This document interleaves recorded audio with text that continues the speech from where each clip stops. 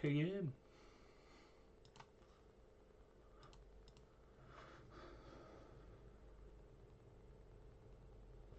Alright, let me make sure everything's working. It is. Beautiful. Okay.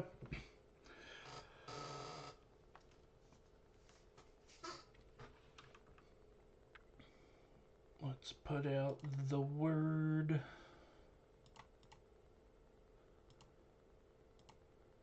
Come on.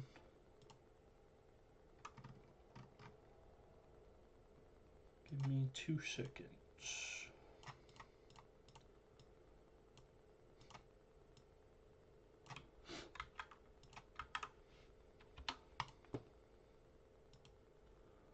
Boom.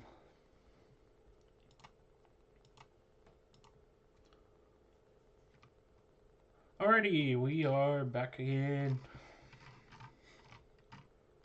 Pretty much same old for now.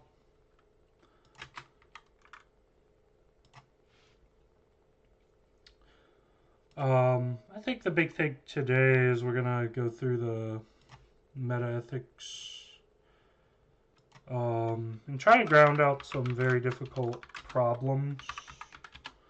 I think. So let's pull up the document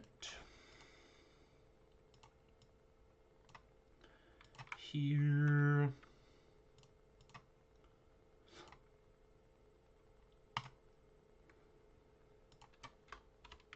All right, so this is gonna be,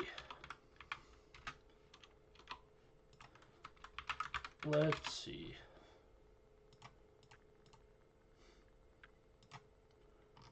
Get this shit done.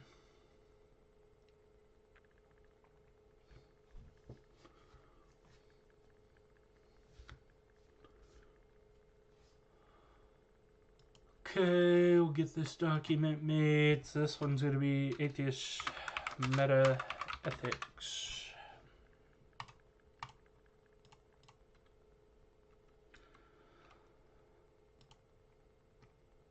Okay, so yeah, we're going to start writing up this document today, I think. Because, yeah, I was thinking about a couple critical problems. So, the new argument, one of the arguments I have against God in the...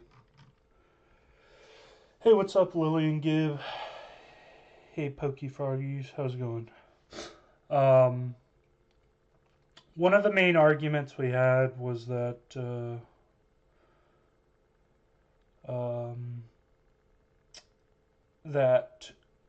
what are we doing? So yeah, we're mostly just getting online here and seeing if we can't get some debates. The two main ops, I guess, that we end up debating are usually religious people. I reject the idea of basically an ultimate foundation of reality, aka God. So that's going to be like your Muslims, Christians, Jews, Hindus, etc. I guess even like the pantheonic type religion. If someone holds some ancient spiritual view, I reject that as well. And then the other one that ends up happening, I have all my views posted in the description of my Twitch. We usually end up arguing with socialists as well, but those are the two main people we typically get online and look to have conversations with. Do you like God? I don't think God exists, so I don't think that there's anything there to like. But in terms of like the Christian God, the view I got reading the Bible, I'm not a big fan. But hey, lovely Sky Blue, what's up? How's it going? Can I tell you something? Yep, this is the place. Whatever you got to say.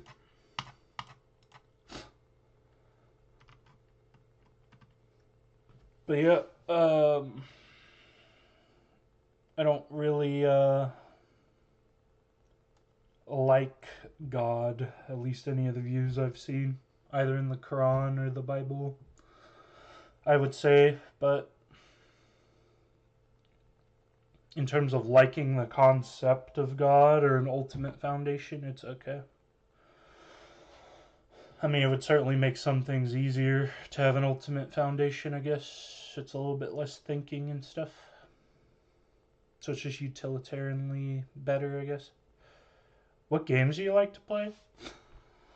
I don't play games too much anymore. I'm trying to do more like just other hobbies. But when I do play, like I've been playing a little bit of what the hell is the name of the game? Heroes of Might and Magic.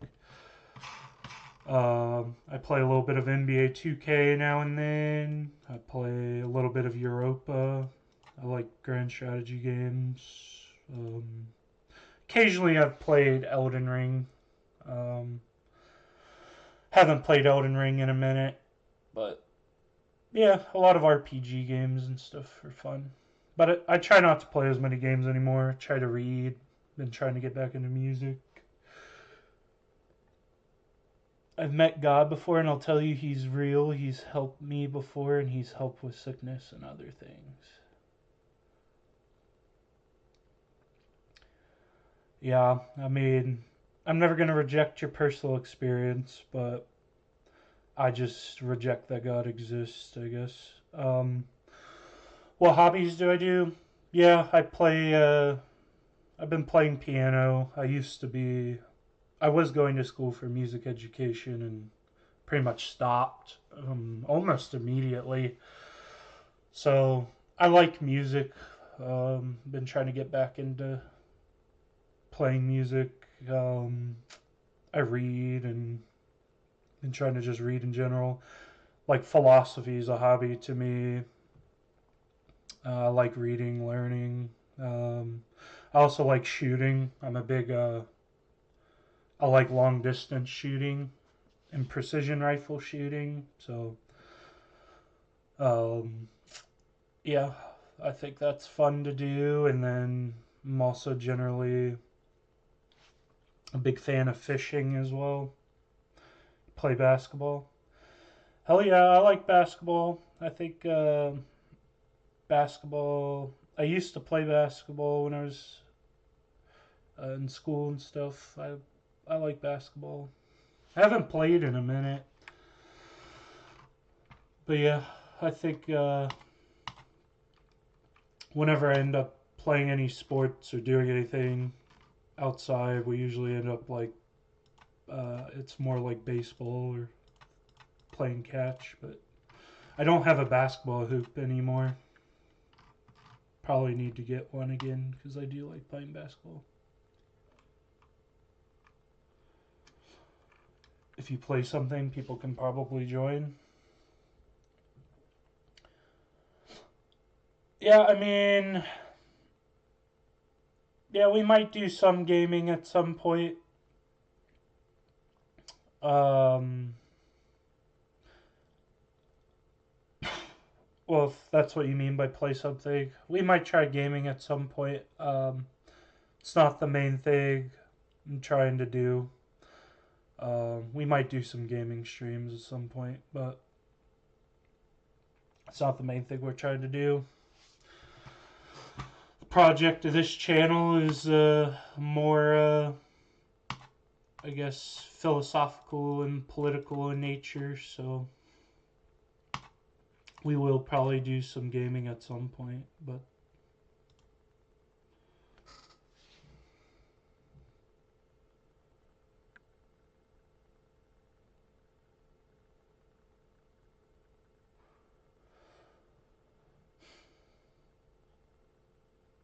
hey, what's up, homies club?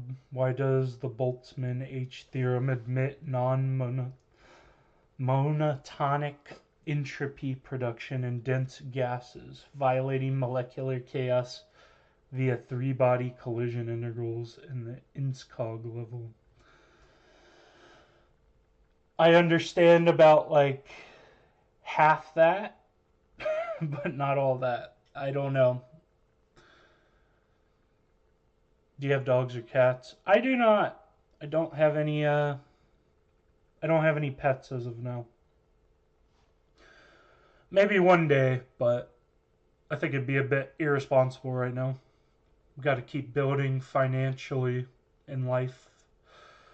It's a big financial commitment for pets, so um, it's in the cards at some point, but not yet. Not yet. Do you play Roblox? Not much, no. I haven't played Roblox in a while. Yeah, with that Boltzmann theorem, I need to learn more about physics. I know a general basis, and I've been learning more. I've been watching a few physicists online.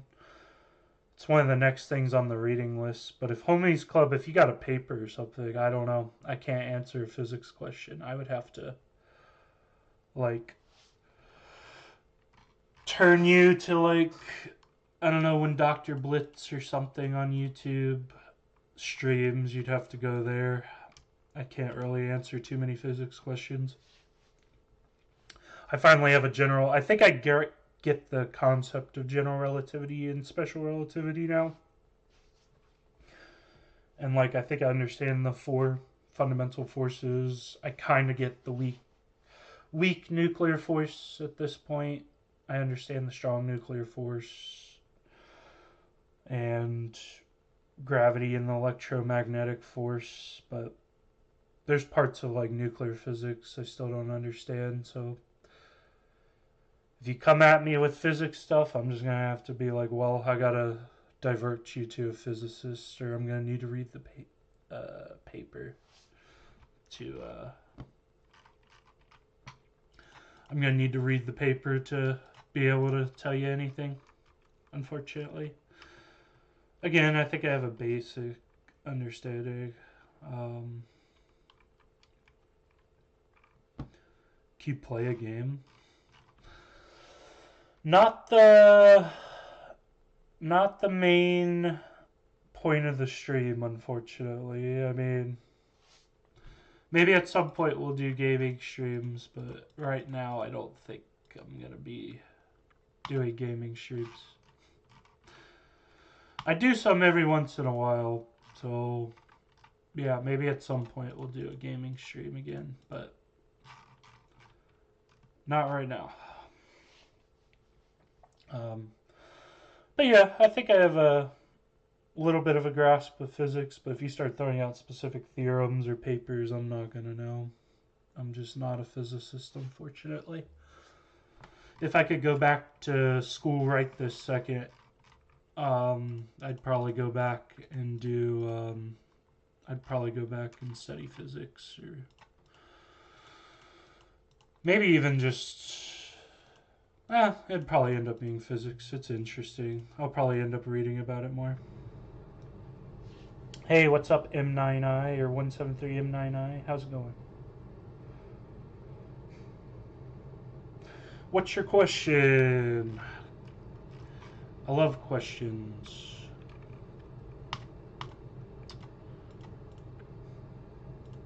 Yep, and if anyone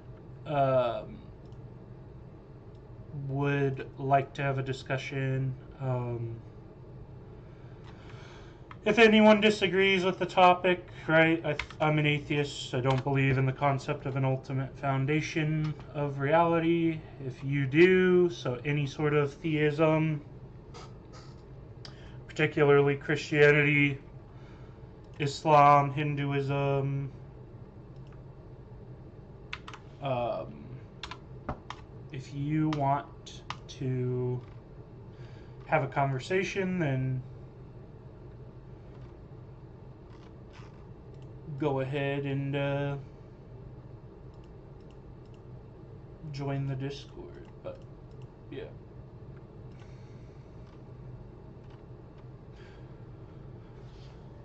Do you know about the SCP Foundation? A little bit, yeah. Secure, contain, and protect. Yeah, some of the SCP stuff's pretty cool. I think I've seen some of the, like, videos and stuff people have done with some of the SCPs, and I've gone on the SCP Foundation website a little bit and read some of those. They're pretty cool. I think that generally the I don't know. I like that kind of stuff. I like horror stuff, and I like cosmic horror stuff. I don't know. It's kind of cool. There's a really cool podcast I would recommend if you like SCP stuff. It's the Creepcast. They read a lot of like cosmic horror type stuff. It's pretty cool. I would definitely recommend checking out the Creepcast. I think it's with oh, what the heck's his name? Is it Papa Meat or whoever? Meat Canyon, I think. Pretty cool podcast.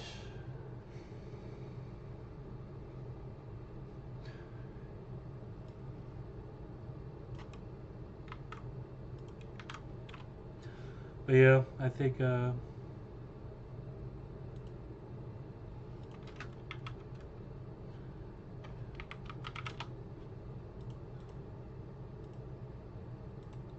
me a second. Oh dang, I wasn't expecting that answer. My favorite SCP is 173. Do you have an ESSA or an ESSA? I don't think so, no. Yeah, I haven't looked into the what is SCP-173? Is that the statue? It is. Yeah, the statue is pretty cool, the one that you have to keep staring at. Or it just comes up and like, well, emotional support stuffed animal. I do not have an emotional support stuffed animal. I do not. I have emotional support. I don't know. Thankfully, I'm fairly emotionally stable, I guess. I guess I don't have any emotional support thing at this time. But yeah, my favorite SCP. Who's the SCP that you can't look at? Isn't that 96? Yeah, SCP-96 is my favorite. I like the all the stories and animations and stuff people have done of 96 have been really cool. But yeah, 173 is a good one too. I think people I don't know. A lot of the SCP stuff's just a cool concept. I think it's a cool universe. I like stuff like that. I like cosmic horror, any of it. It's all pretty cool. On a spectrum, hey, what's up, Noon 36265. On a spectrum from 1 to 10, where would you say your belief lies? 1 being religious and 10 being completely atheistic. 5 to 6 could be considered agnostic.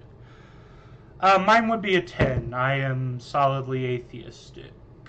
When I use the language God isn't real, I'm saying it as a proposition that is false. So, and I believe I have knowledge of that, or strongly believe that. So, or a justified true belief when I say that. So, I would say a 10. So, yep, I would be a solid atheist. I think that there's arguments that make it impossible to have a fundamental foundation. Like, I think eternalism just makes it impossible.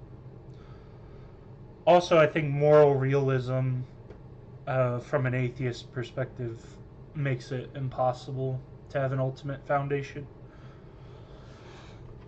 Because I think your only solution to like some problems within meta-ethics, like the is-ought problem, is going to be stick to all ises or all oughts.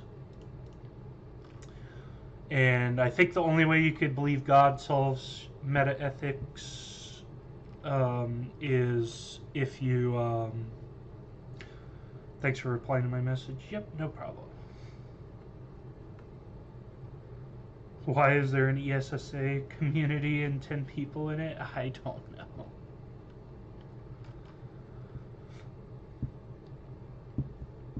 Yeah, I think that there's things that just genuinely disprove God's existence. Like, I think as long as, if you believe that God is the ultimate ought or foundation of the ought side of morality, I guess I just have never gotten a satisfying answer that doesn't run into the is ought problem. Because to me, ultimate foundation is an is, not an ought. It's not like it's a statement or a description. I don't see how that supports any higher oughts or reason to act. So therefore, if you're a moral realist, I don't think you could believe in God. And a lot of people that believe in God like to say that they're moral realists, and that's their big objection against atheists, but I don't think you can be one. Or the only way you can is if you become like the ultimate Calvinist and basically just say God does everything for you. So it's basically nothing but is at that point. So it's like, I just scroll down and there's a person sleeping when I scroll down. But yeah, I think that's a big problem with religion. I think it's impossible to hold God to be the foundation of reality and us be agents. I don't see it being possible. I also think that there's an issue with just eternalism. There's just some things that have always existed. And if that's the case, it means that there's no foundation for those things definitionally.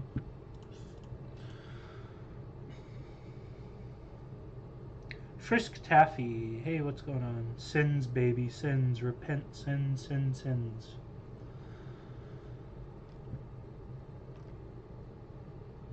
I don't believe sin exists. I think morality is a real thing. There's moral realism. I think virtues exist. So I think that there's failure to be virtuous. And then successful virtue. So it's kind of like a lack of morality or lack of virtue. I don't believe in sin. Or I guess if you just change sin to mean that, but then it doesn't seem, it seems like you have a problem. Gotta go eat, but I'll be right back. Cool.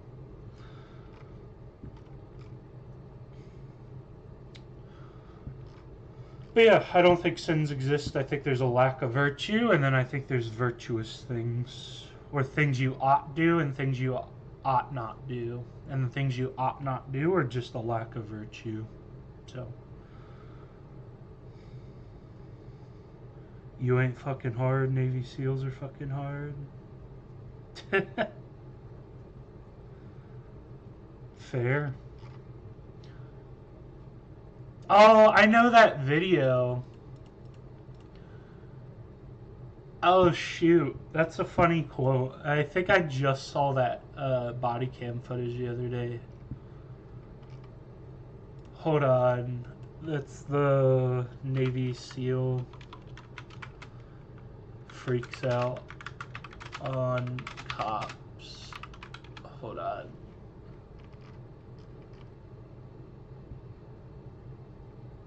Oh man. I'll never find it again, but yeah, I know what video you're quoting. That's funny. That's really funny. Yeah. Peak test. Yeah. Yeah, that dude was roided out for sure. Yeah, roid rage is not good when you're confronted by the police. Ugh. That's funny. That's crazy. I knew exactly what that quote was. I'll never forget that. God, I need to find that video again. It's funny. Yeah, I think that's just I don't know. It's a good core memory. You ain't hard. Navy SEALs are fucking hard. Do you believe art derived from religion and belief can turn out to be utmost epitome of beauty? Not religious texts, but works like the Brothers Karamazov and Michelangelo.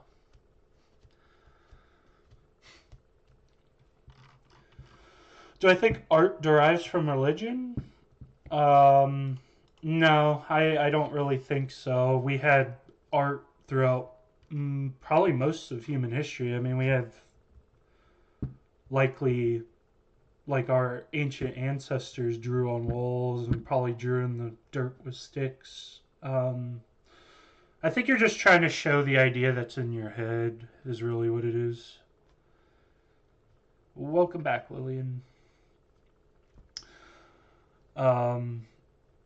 Yeah, I think that art is generally just. I think it is an interesting phenomenon, but I don't think it's like derived from religion per se. I think we've just always had it. I think as long as there's ideas in your head, you're going to want to get them out either through words or through drawing or writing or something. I think those are just inevitable things. So, yeah, I don't think art's derived in any sort of religious thing. I have heard this argument before. It's like a type of teleological argument, it's an argument from beauty. I think beauty is interesting. Like, it's certainly. Well, thanks for the subscription. Appreciate it. Thank you very much, Lillian. I think that beauty is just a little bit interesting. Because there's some things that like some people will find to be good looking and some things that other people won't find to be good looking. Like I don't think that it's like an objective fact of the matter. So God's typically going to be defined as the ultimate foundation. So that beauty doesn't seem to relate back to an ultimate foundation. It seems to be purely subjective. It can look hideous and still be art. Well, yeah. Definitely. I mean, postmodern art, modern art definitely show that. You could squirt ketchup on a canvas and some people find it beautiful. I don't think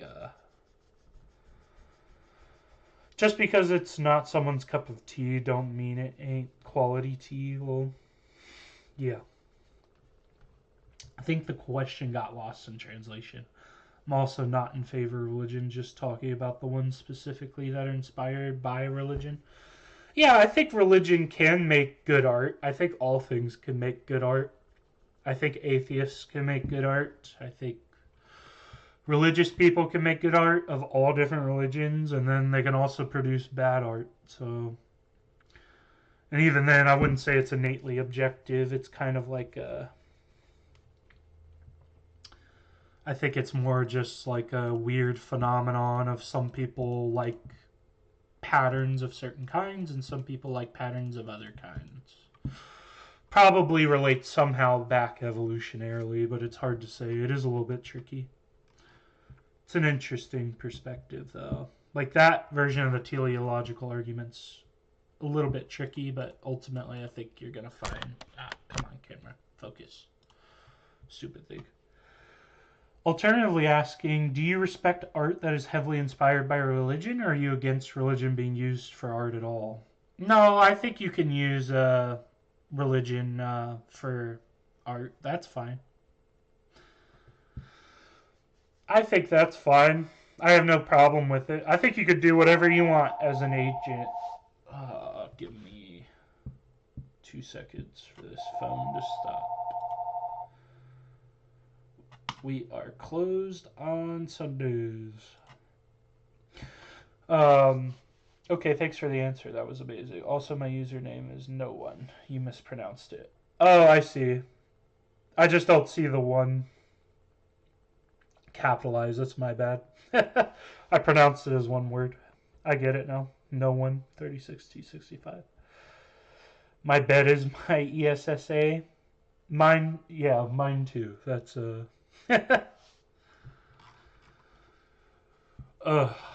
bed is the ultimate area of emotional support. I don't know. If I really think about what's emotionally supportive, I think music can be for me. I like to just play music or read a book or something. Out of the 8 billion people on Earth, you don't think at least one person will love your art?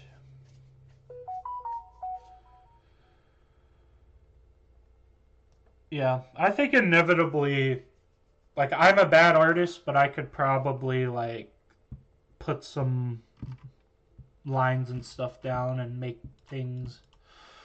something that someone will like. If you were the all loving, all knowing creator and reached the pinnacle of success, what then?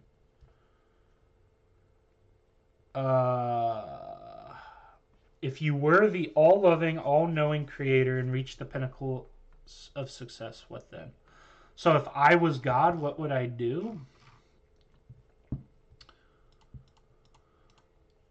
If I could like genuinely be the ultimate foundation of reality, I think I wouldn't want to do that. I think that there is a really good like writing on it that I found that like being truly eternal like that would be innately torturous. So I wouldn't want to be eternal. Um, so I wouldn't even want to be like if I could be like a mortal god, like a lowercase god that just had like a bunch of magical powers, I guess, then I guess I would just like fix a bunch of suffering and stuff. Um, is probably all I would do until I pass or die. But I would not want to be eternal and be an actual foundation of reality. I wouldn't want to be like that. And it's actually one of my arguments against God. I think if God did exist, if we had an ultimate foundation that was actually personal or had person like qualities, it would be innately miserable. Because living forever would be torturous.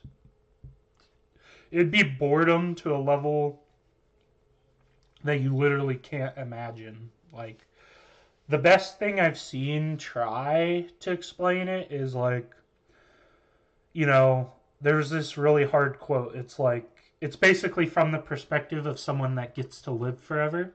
It's basically like 1 billion years have passed, and I was so bored, I created a whole universe.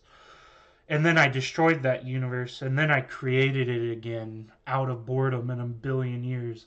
And then 1 trillion years passed, and I've been so bored for 1 billion, I just tried to stay completely still because I ran out of things to do. Like, you would be so cosmically bored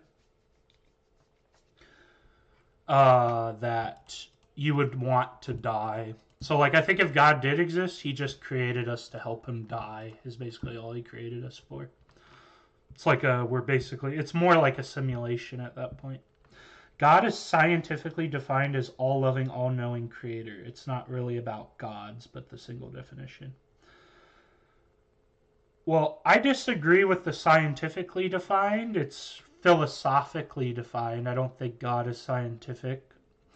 I think philosophically, the thing that we're referring to when we use capital G God is the ultimate foundation, which just means that God is literally the foundation of everything. So he is all logical, all, if you believe morality is real, if you're a moral realist, you would say he's all goodness. If you believe that like evil is a thing that exists and not just a lack of good, you would say God is also all evil or all evilness. You would say that he has all knowledge. You would say that he is the uncaused causer. That's typically what people are referring to. It's more like philosophical in nature. It's not really a scientific question. I don't think science, you'll never empirically prove God, unfortunately. It's a question we're going to still be asking in thousands of years. You have to deeply think about it.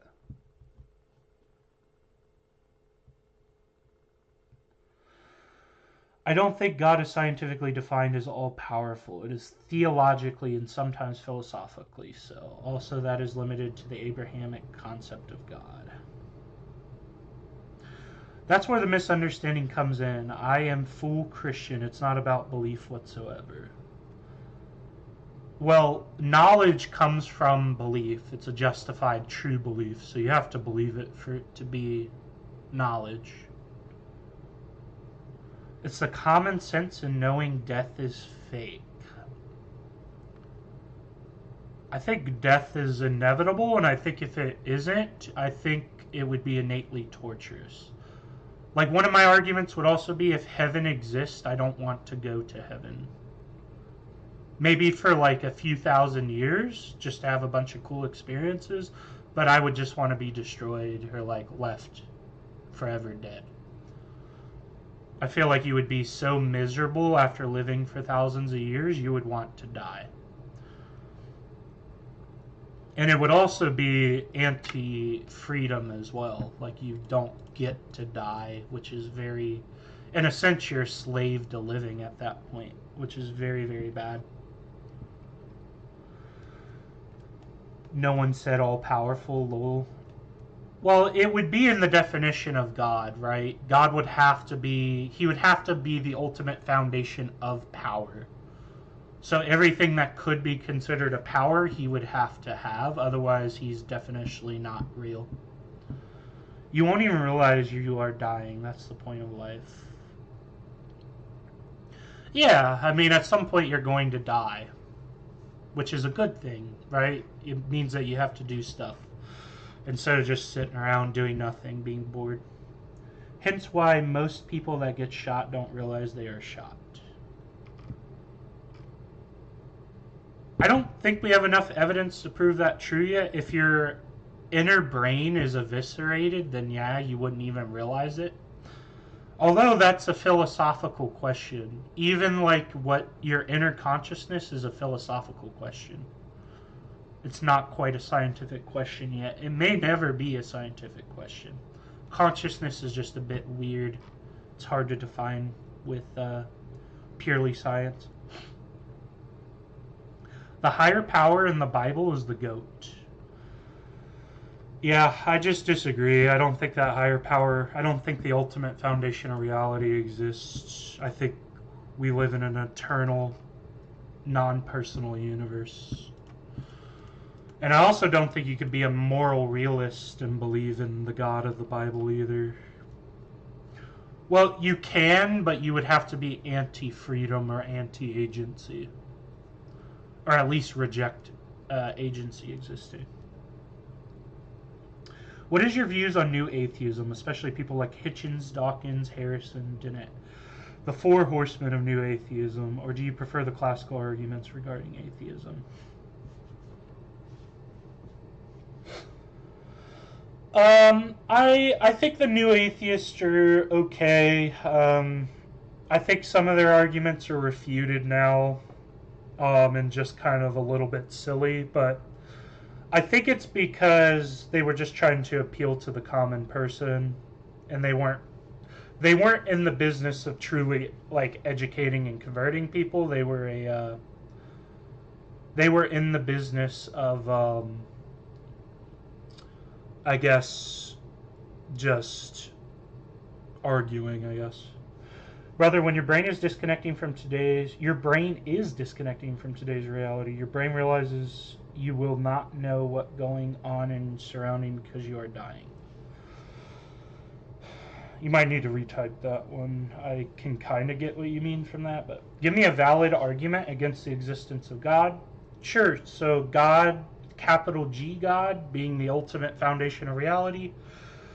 I think I believe in eternalism, so reality just always has existed. So something that always has existed has no foundation, so therefore God does not exist.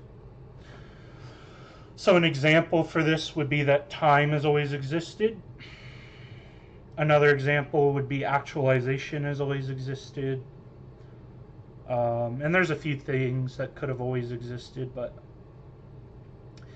if any part of reality has always existed, that means that there's something that the ultimate foundation isn't the foundation for, so therefore it's not the ultimate foundation, so therefore it doesn't exist. Or at least it's illogical, and illogical things don't exist. So your body will be in so much pain that your brain won't be able to comprehend I'm dying because you never died before. Where the evidence you will have existed in 500 years, like this argument is done, so you were never a person.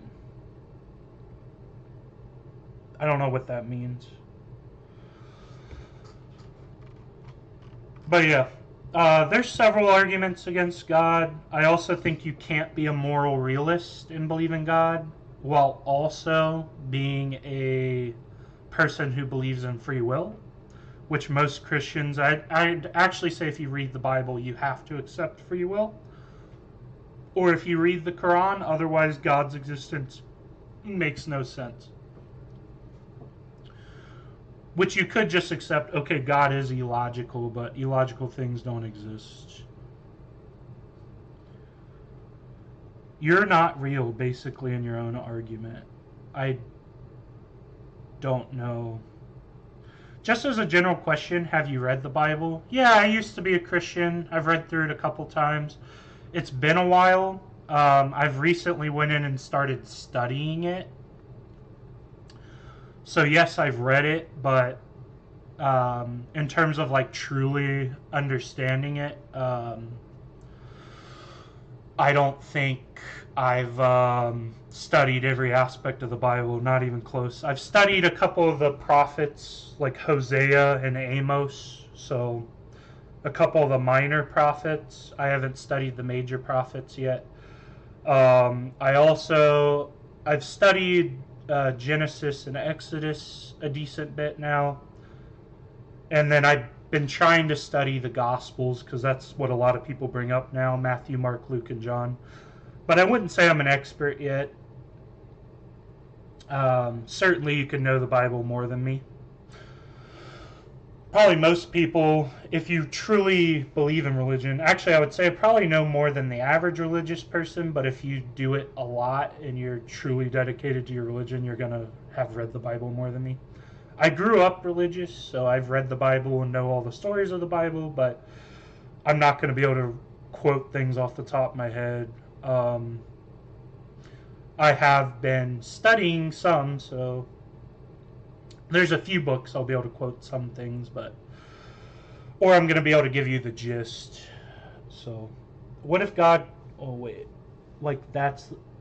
where's the evidence you existed in 500 years? I don't think you exist in 500 years. I don't know what you're saying. I think you die and cease existence. I'm not arguing that. What if God came down to earth, said his name's actually Jod? Everyone would be like, no way, and he'd reply, Yahweh. Just a joke. Well, yeah. Have you ever welcomed the idea of agnosticism, or do you wish to continue being an atheist? I was agnostic for a while, but I eventually found like more concrete arguments that I think disprove God's existence. So I stopped being agnostic. And also before that, I was religious. I grew up religious. And I even went through my agnostic stage, went back to being religious again, because there was a really, really good argument for religion that stumped me. And then I almost became Muslim, and then I went back to agnostic, and then I became atheist. But that's after several years of reading and studying. And of course I'm still studying and learning, so my mind's open to change, but I'd have to see your argument. I think agnosticism's silly because its foundation is the finite can't know infinite, which is false, and is definitionally false. So you either have to be an atheist if you can know infinite, because your idea of infinite is just natural, or you have to be religious, because your idea of infinite is supernatural. So definitionally, agnosticism to me at this point is not a logical position. It's definitionally a lack of logic or a lack of attempt.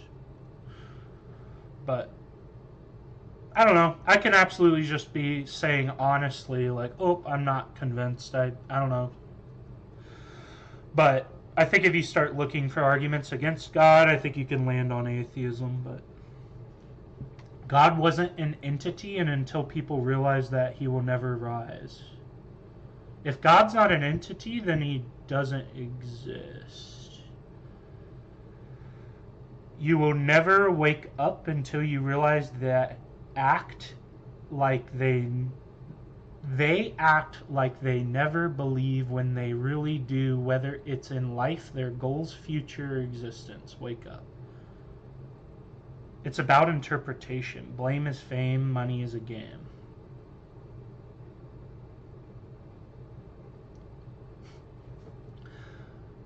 That's okay. But yeah, anyway, I think I think that agnosticism, I'm just not agnostic anymore. I would say I'm solidly atheist. But obviously I could be convinced, right? That's the point of this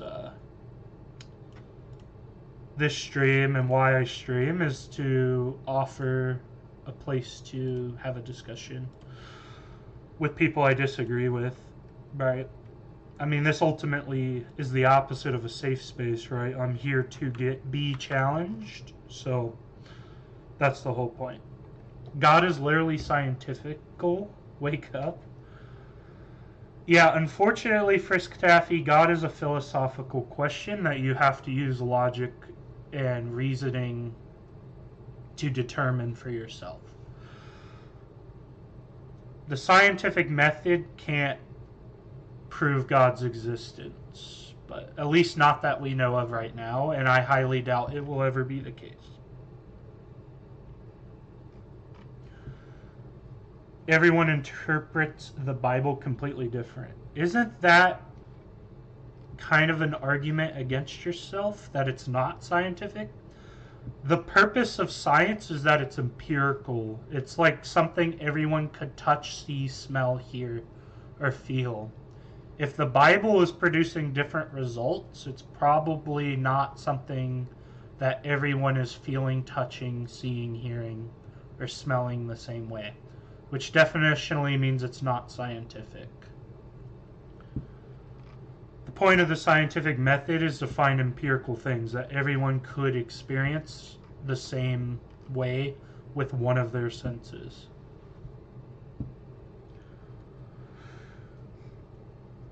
So I think you need to read a little bit more on God. I would recommend this book, Classical Apologetics. I would start there if you're religious. It's a really good book. It's written by some really good theologians or people that believe in God, the Christian God. I would start there.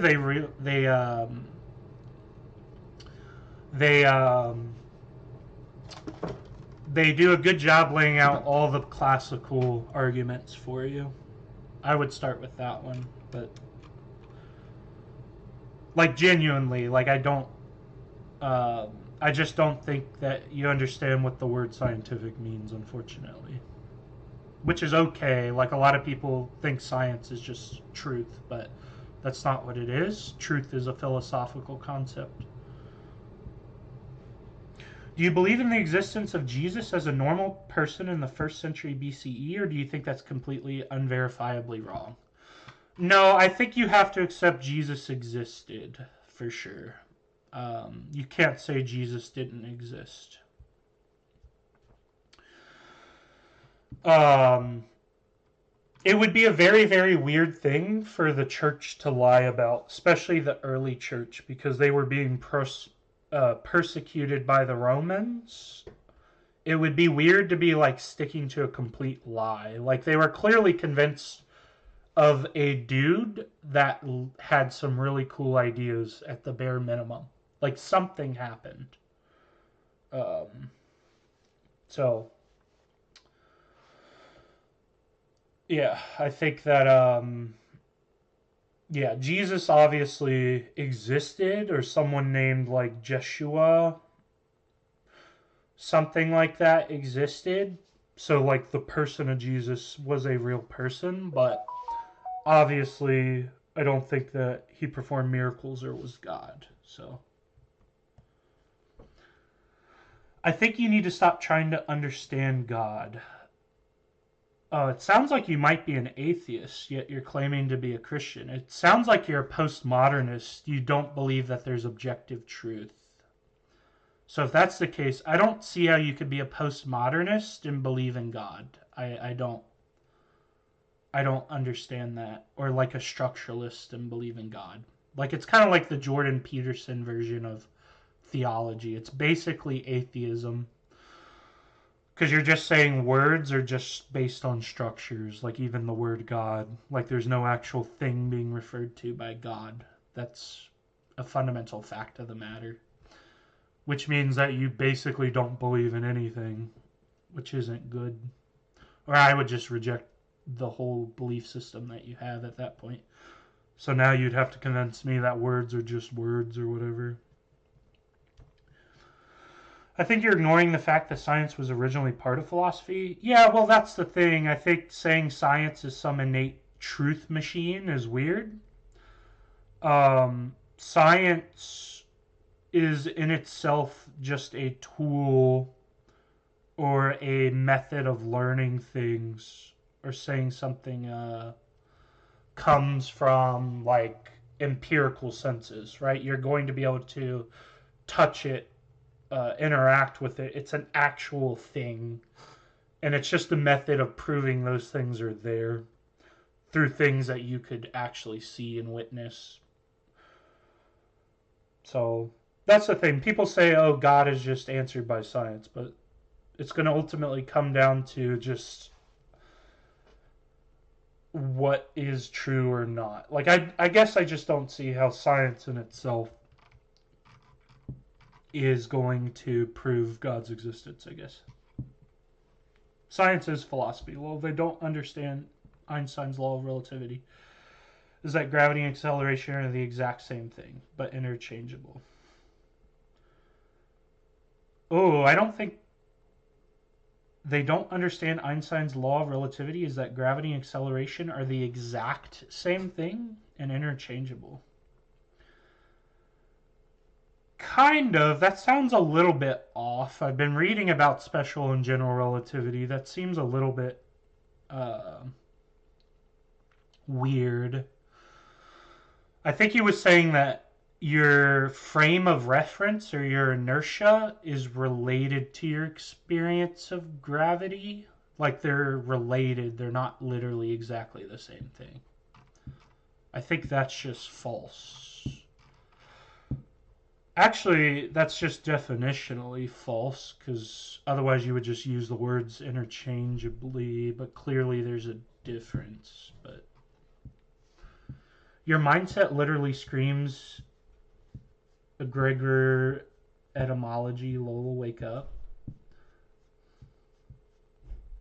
Get out of your online loophole. The bombings in Iran. What are you rambling about? Yeah, no, it's not off. It's literally how he defined it. I'm pretty sure that's just false. Let's just give it a goog. Give her an old goog. Read a book. I don't think you've read any book, my man.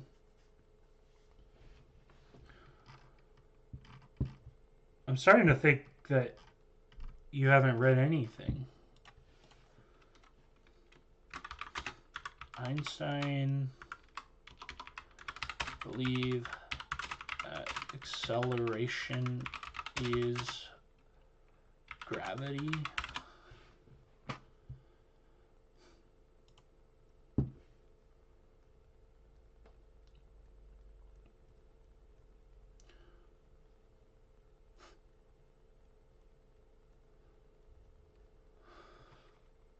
Yeah, I would need you to cite that, my man. I don't think you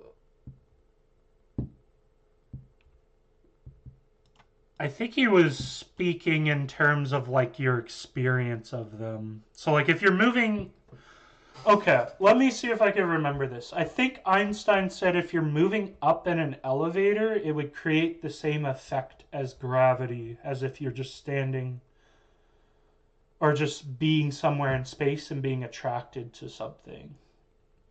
I don't think Einstein was literally saying that acceleration is a force. I don't think that's what Einstein was saying, but you can send me a paper that disagrees. Maybe I just missed something in Einstein's work, but I don't know. Einstein said acceleration and gravity are locally indistinguishable. It doesn't mean they are interchangeable. Yeah, that's my understanding.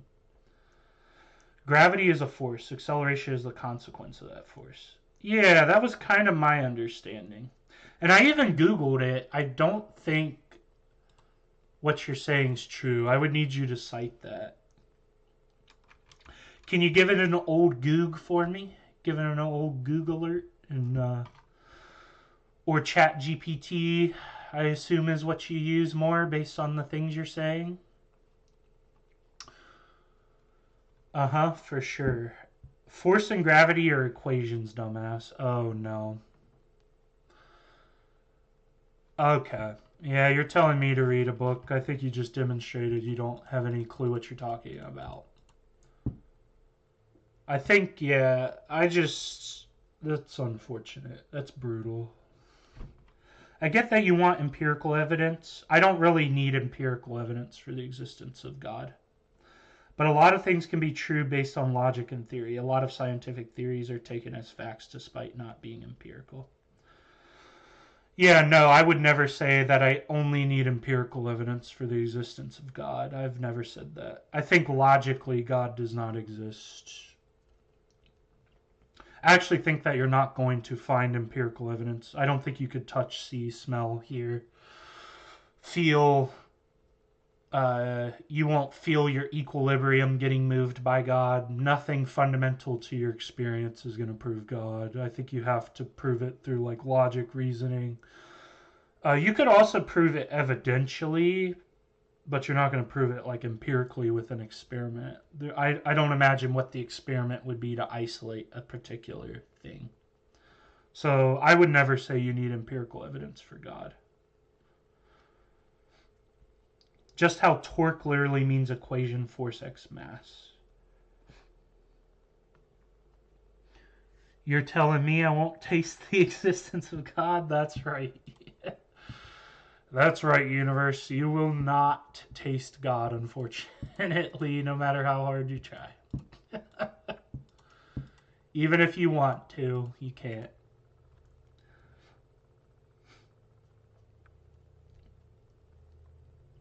Fine tuning argument.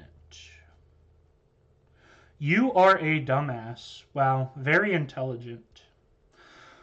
Just calm down there, Mr. Knuckle Dragger. Take a deep breath and give her a goog, learn a couple things, and try again. I get it. It's hard dealing with ideologies you haven't dealt with before. No reason to get upset.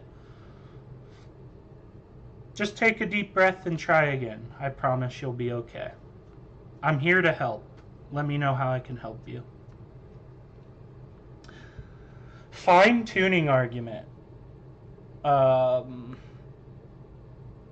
think the fine tuning argument's interesting. If you think it proves God, I would gladly hear you lay it out if you'd like. But I don't think it proves God. I think it is evidence or evidential in nature.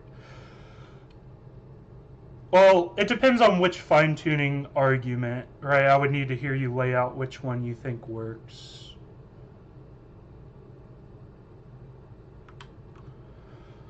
So it sounds like I've got a lot of passionate theists in here. If any of you think you could convince me out of being atheist, feel free to hop in the Discord. I'll gladly have a conversation. How would you logically explain our existence then? I think we've just. I think the universe is eternal. I think we've always existed.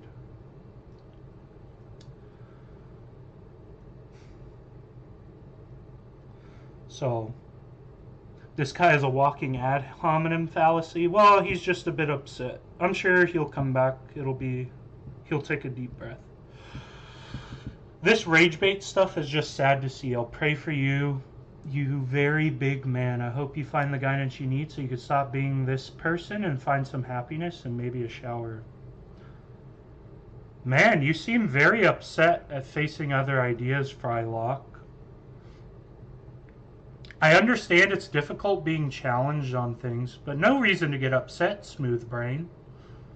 I get your brain lacks a lot of surface area, but no reason to get upset. I can help you store some more valuable information. No need to get upset at a time like this.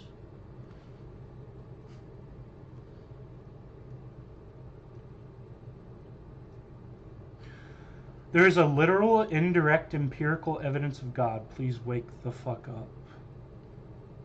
Yeah, I'm waiting for you to present it, but you've never presented it. Instead, you've just gotten angry and insulted people. Unfortunately. Which I don't blame you. I would do the same thing if my ideas made no sense.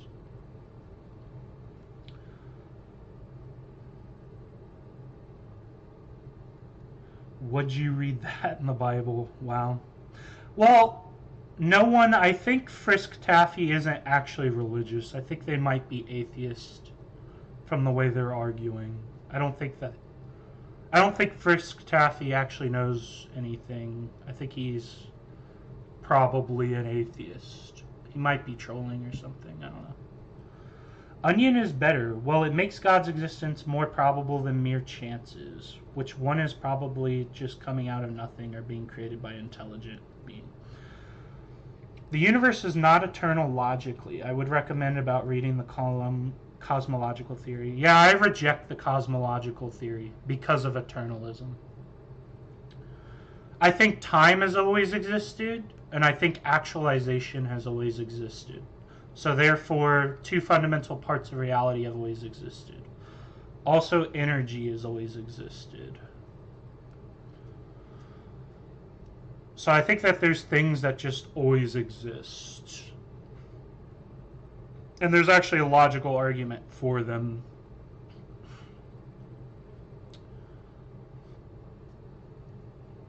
Because, yeah, ultimately the question comes down to is can things infinitely regress? If you believe in God, you definitely think things can infinitely regress.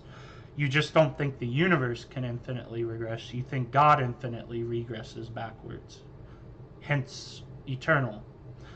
I just hold it to the universe. I think that time can never have come into existence, which means God couldn't have created it. Which would make the cosmological argument void. And don't need to present it, just read any book. It sounds like you need to read a little bit, boss. Again, I would recommend this one, Classical Apologetics. Like, give the cosmological argument a try, my man. I think it's a little bit tricky. I think it's defeated by eternalism, but if you learned about it, I mean, you might actually be able to make a good argument on it. Mr. Frisk Taffy or Mrs., I guess, I don't know. It's unfair to assume, I guess. It's about the Bible entities, or even whatever was quote-unquote created. It sounds like you don't even believe creation's possible, putting it in quotes. Yeah, I think you're just an atheist. I think you have, like, the Jordan Peterson equivalent of, like, what do words mean is what you have. Unfortunately.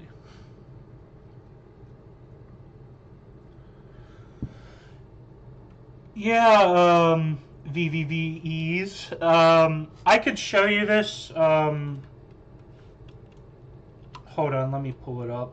So, like,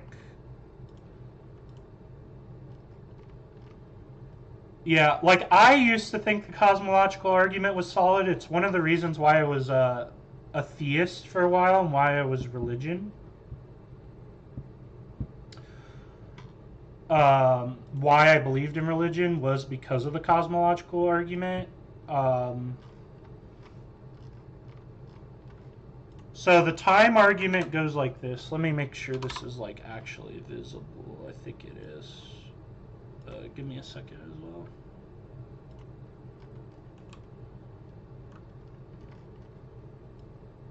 Alright, is that centered? Let me make sure here.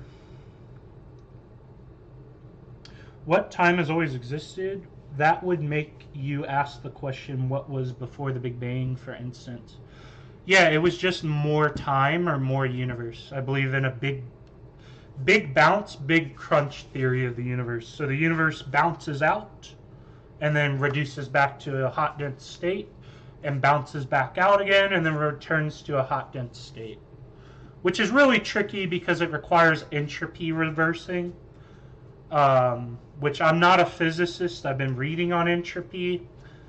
I kind of am starting to get a grasp of it, but yeah, I would have to refer you to a physicist for the explanation, but hopefully within the next few months I'll have that part figured out as well, but I'm just going to be honest with you there, but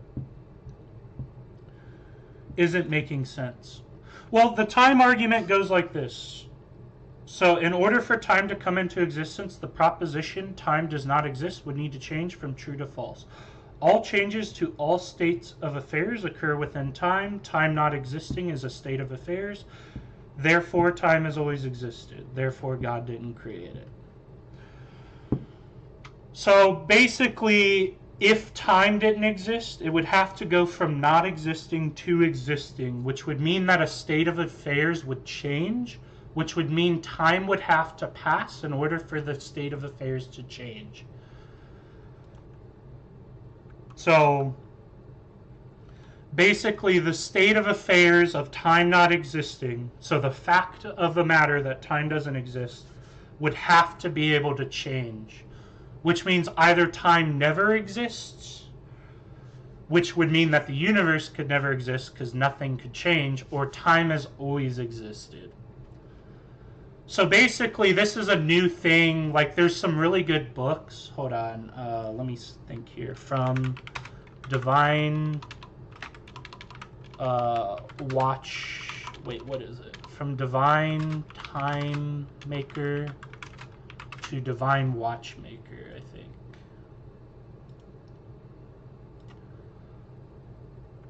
R.T. Mullins, this book dives into it. Basically, I think a modern Christian has to accept that God is temporal, or time has just always existed as long as God has existed.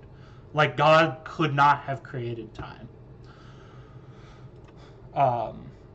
It's impossible, which time is an innate part of the universe.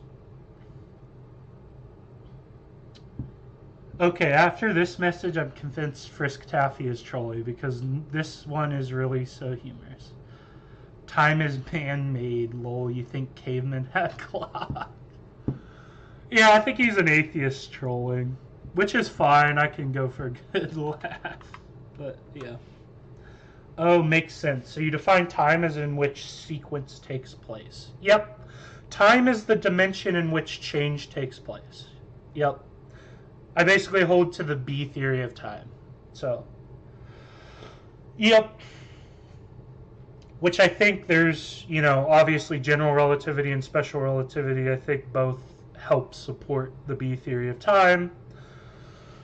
So if you're more of like an evidential person, you can look to special relativity and general relativity, but, yep. Yeah, I think that as a Christian, you have to ponder God and time existing together, which is really tricky. Like, so you believe dimensions and matter have always existed?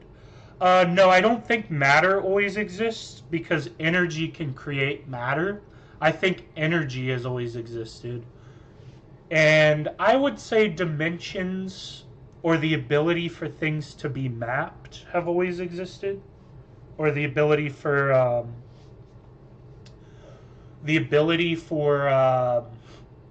vectors and stuff to be applied for things has always existed, but I don't think matter's always existed. I think energy always exists, no matter what.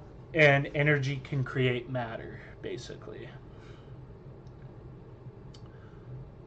So basically, energy always exists. It basically eventually runs out of entropy and starts reversing and going in negative entropy, collapses. When it collapses, all that energy in a hot, dense state basically causes matter to reform again and causes another big bounce or expansion.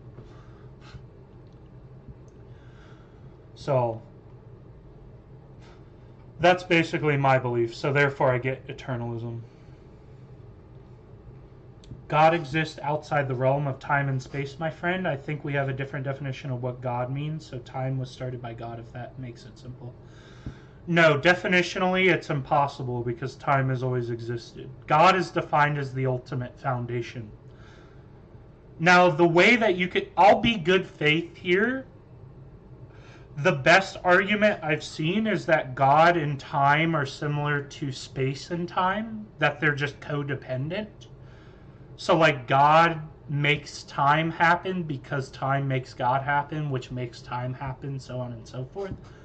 So it's like you could still believe in God. It just means that you don't need God to explain how the universe comes into existence. But God could still exist, and he could still have effects on stuff and create energy and other stuff, but you certainly can't say God made time. At the bare minimum, they're codependent.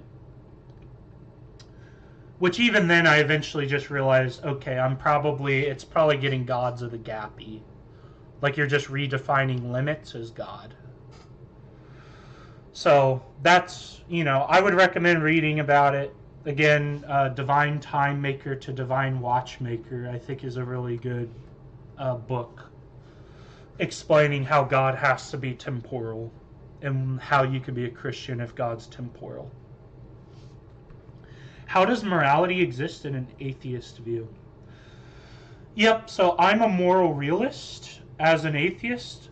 I think that meta-ethics inevitably runs into one big problem for most people, which is the is-ought problem. So most religious thinking and most atheistic thinking run into the same thing. I think in order to solve the problem, you have to have all oughts or all ises. So I know that sounds kind of complicated, but basically I think that our morality comes from an innate, unchanging ought that is self-evidently true. Because trying to deny it, it's basically like a brute fact ought is where our morality comes from.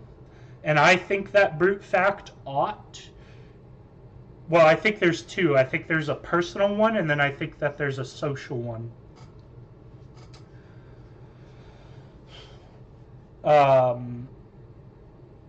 And I think that, hold on. I have seen physicists believe that the universe ends by a cool death and it will freeze by running out of energy. What I don't get is when all matter is stabilized, it will just end. So how will that happen? See, that gets really tricky. I've been reading more about this. I can't tell you any of the equations or anything. I can just summarize you the theory.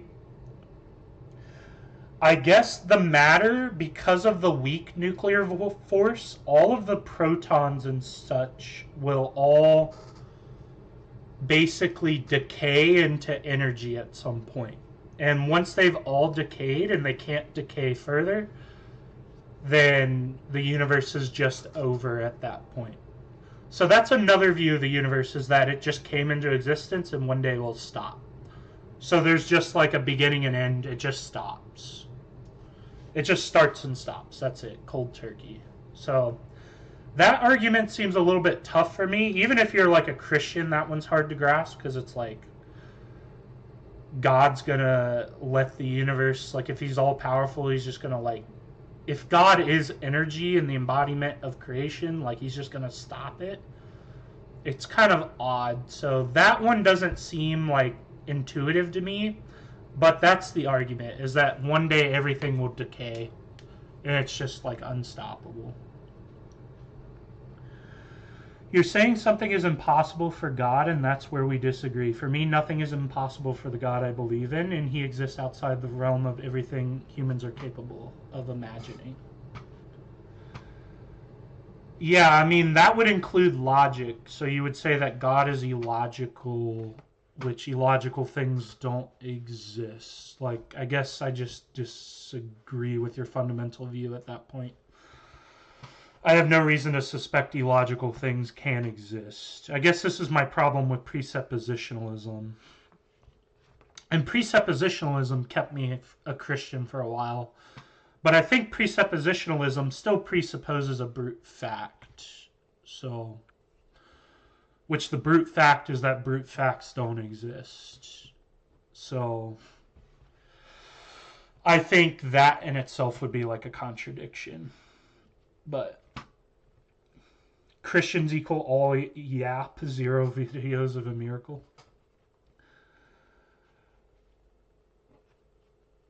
Arguments based on human nature suggest that universal longings for meaning, as well as objective moral truths, point to a divine source. Furthermore, personal testimonials.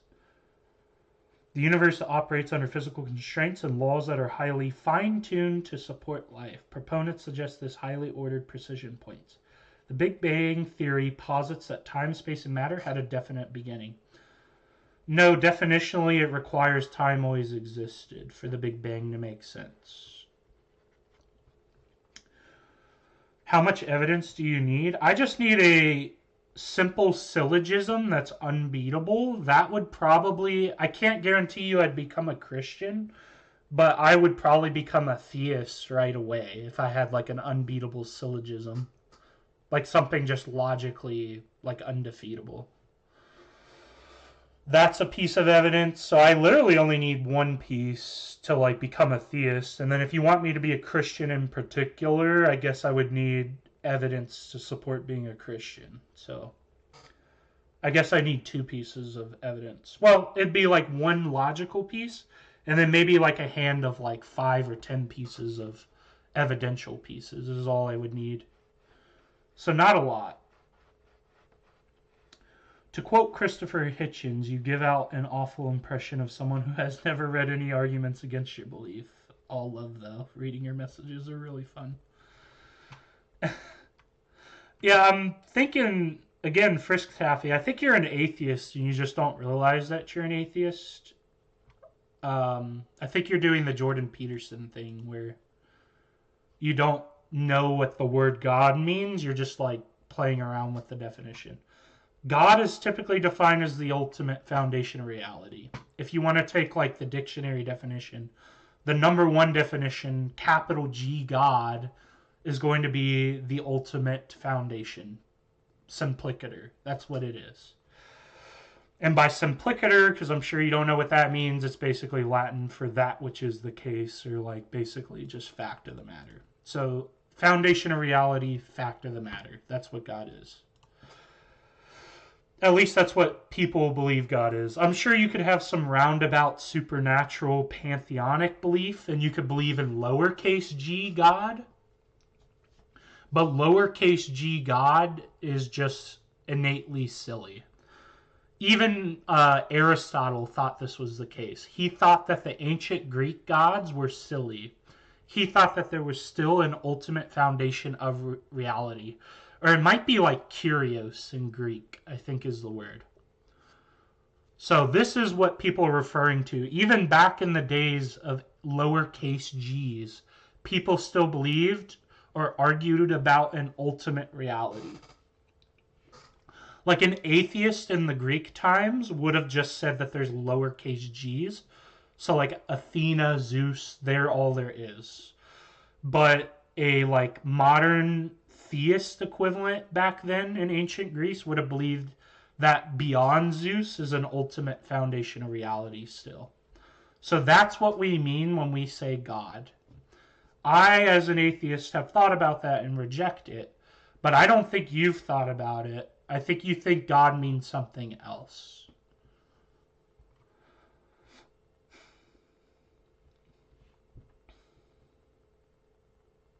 Yeah, no, wake up. Okay. Cool, bro. Well, I tried to explain. Saint Just, what's up? How's it going? Life is going good for me. I hope it's going good for you. Life's amazing. Every day is a gift. But yeah, that's what we're talking. Can you just read what a I don't really care about etymology. No. No, I'm not going to read about that. I don't believe in like any of the like um what would the word be? There's a type of anti-realist that this is. I think it's called like semantic anti-realist. I'm just not a semantic anti-realist. So no, I'm not going to read about it. I've already read a couple anti-realists on words. I guess I've read like structuralist and post-structuralist. I guess I've read a little bit of Derrida, just because I know that's like the Jordan Peterson version. He likes to use him, but no, I'm not going to go looking through etymology of words to define God. I think words have meaning. And I think the meaning of God that we've had since ancient Greece is the ultimate foundation. And I think you could try to change that if you want, but you're just talking about something different.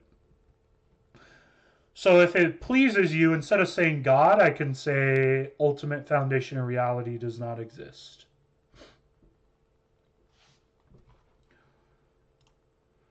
It literally defines your childish mindset, though. Interesting. You will never wake up until you do. Yeah, if one philosopher's book is what you need to change your mind, and that somehow makes you believe in God, that's more evidence to not believe in God.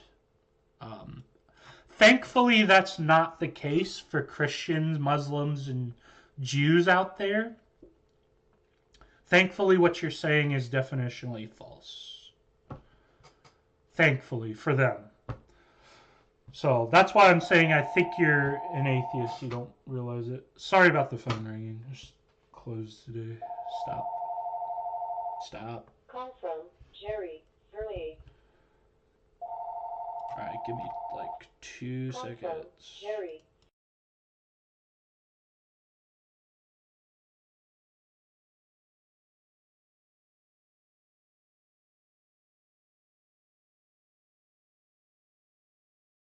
Sorry, have the phone.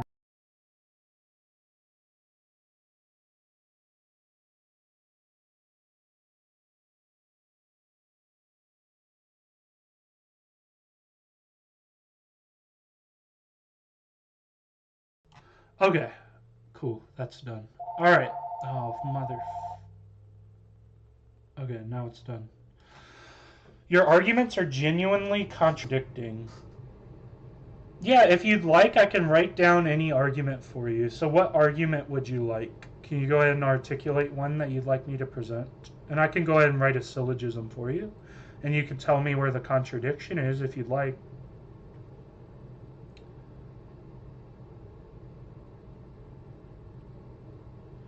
If you don't believe in God, what do you believe in then? Evolution? Well, I don't think you believe in evolution, as in you worship it. And also, by the way, you didn't answer my question of give me an argument that I can give you a syllogism for, but I think evolution is just an explanation of how biological things changed.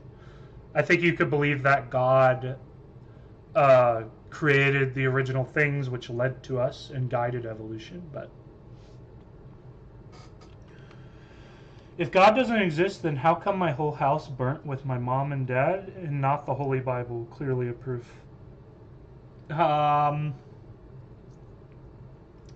It's a damn well made book by whoever made it. I mean, if you're going to use that type of thing, this is a...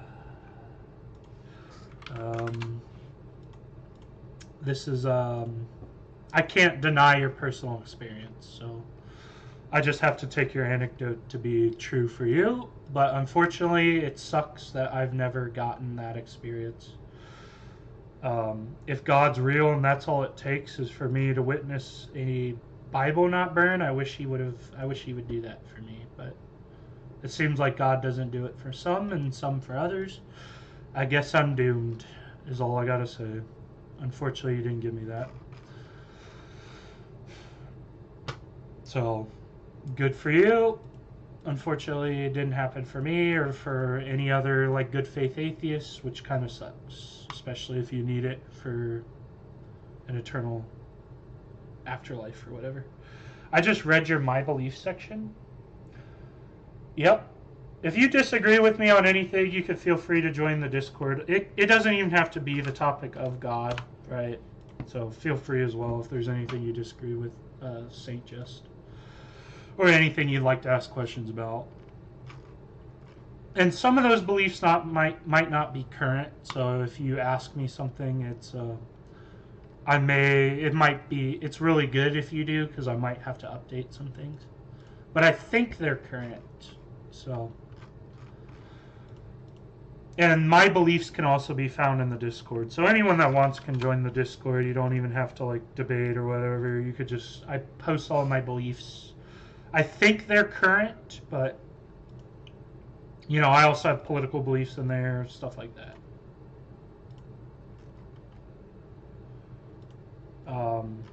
So yeah, I mean, this stream is about confronting beliefs, so it's all good for me. Your grandma never existed because you can't feel her. What?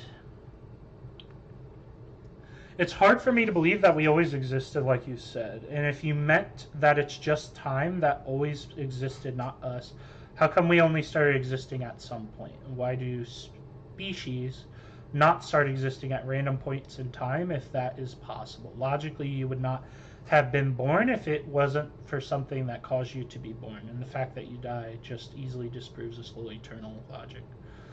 Well, it's not that we are eternal, it's that the universe is eternal. I don't think we're eternal. And if we are eternal, it's like we come in and out of existence at random points and just keep doing that. And I also think, to answer your question, I'm a necessitarian, so I think that the universe just has to be the way that it is. And the reason why I believe that is because I don't think if the four fundamental forces, if any one of them didn't exist, then the universe would just simply stop. Or it would stay in a hot, dense state. There would be nothing to cause a sudden burst of energy.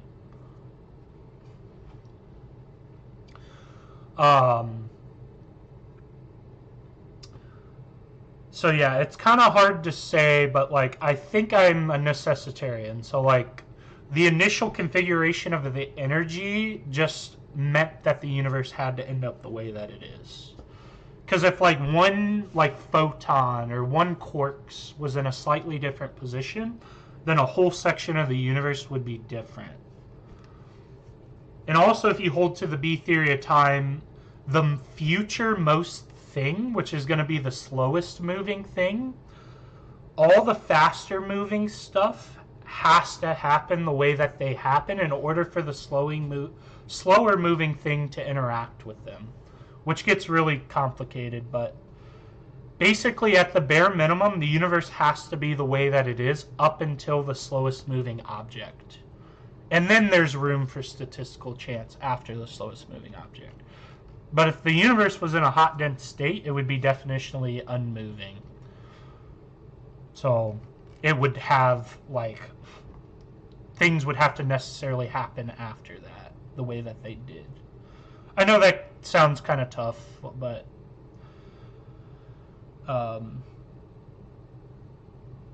and maybe I could write it out better. I'll continue. Like, I've got some of the arguments written out in the Discord and stuff, but I got to keep writing more. I'll probably write that one out eventually. So it's kind of difficult for some of these, and I still have more about physics to learn. So what if the universe repeats itself? Would it mean we will always exist when the new beginning comes? We will come to exist again, or do you believe that the universe changes in new beings? Yeah, this is where it gets really tricky because this is a particular version of the fine tuning argument. Um, oh, sorry, Saint Just. Yeah, there's quite a few. Sorry. I don't disagree with anything at first glance, but I notice you wrote you're an atheist while you have the agnostic hashtag on Twitch. Oh, yeah. I'll probably have to remove that. Because, yeah, I used to be an agnostic, but that's no longer the case.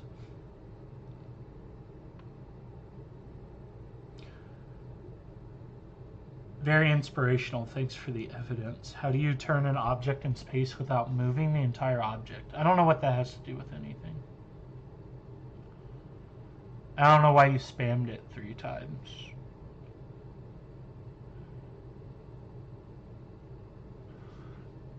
I don't think you can. Well, you could maybe through some weird torque. I don't know what that question's even asking, Frisk Taffy. I don't know. Necessitarianism does not disprove the existence of God, in my opinion. Yeah, I think you could be a necessitarian and believe in God. I just think it's an explanation of a temporal God or temporal universe where like time always existed. So, yeah, again, there's like a whole set of philosophy. R.T. Mullins writes about how God and temporality mix and stuff. So yeah, if the universe had to, I think it does mean that you can't have true free will, which is uncomfortable to some people. But I don't think you need free will for agency, and I think agency is more important than free will. But didn't answer about the universe repeat itself or changes after a different beginning. I honestly would just have to say I'm agnostic. I don't know. I think from what I've seen with the big bounce, big crunch model, is that there could be slight differences every time just due to entropy. So like as the universe is collapsing, random movements will occur in like, so that will create a new random configuration for matter, which means that the new set of galaxies and everything in the new universe will all look different. So I think when we're dead, we're probably just dead forever. I don't think we perfectly recreate Earth every time the universe bounces again. But I think it's ultimately like model based at this point, so that model just seems more intuitively correct to me, that every time the universe bounces it's probably a little bit different. But there's some people that hold what's the name of it, determinism, that like the universe just repeats infinitely the exact same way, which I've seen some of those models, but like again, I'm still reading on physics, so maybe I'll change my mind. Those models don't seem correct to me. That like literally the Earth will end up exactly where it is now in the exact amount of time in the new universe. I think that's a little bit hard to believe. No, we won't be dead forever as infinite time exists, so we will exist before. Dead, I mean. We won't be dead forever as infinite time exists, so we will exist before. Well, I guess this is just a question of what we is. What do you think the building blocks of reality are? Saint Just, I think that that's a difficult question. I guess it depends on what you mean. I think reality itself is just ever present and time is ever present. The building blocks of our universe are the 4 natural forces. If any one of them are different, the universe can't be a universe. Like I feel like if you get rid of gravity, electromagnetic force, strong nuclear force, or weak nuclear force, you basically end up with a universe with like perfectly spread out photons that are like infinite amounts of space apart, is all you end up with. Like we wouldn't be here, nothing would be here. Okay, with the we won't be dead forever thing. I think when you die, I don't even think you'll have a concept of forever anymore. I think you just completely cease. It's like the same before you were born. You just don't remember anything. You just simply don't have consciousness. It just stops. So I think the same thing happens when you die. I think you just won't even know. You're just dead. And actually, I don't want to live forever, so like if there was some way for your consciousness to continue on forever, then I wouldn't want that. I think it would become torture at some point. Even if it was nothing but good, it would still become torture. And I wouldn't want that. Time is ever present, okay, but it has to be, quote, made of something like a substance, I guess. Not necessarily. There's like transcendental things. I mean, this is actually an argument, right? You could argue that just time doesn't exist, but I guess how would you... I think time is mostly just a description or dimension along which change occurs. So, like, it's kind of weird to say that, like, a thing went from one set of instances and properties to another contradictory set without something changing between the two.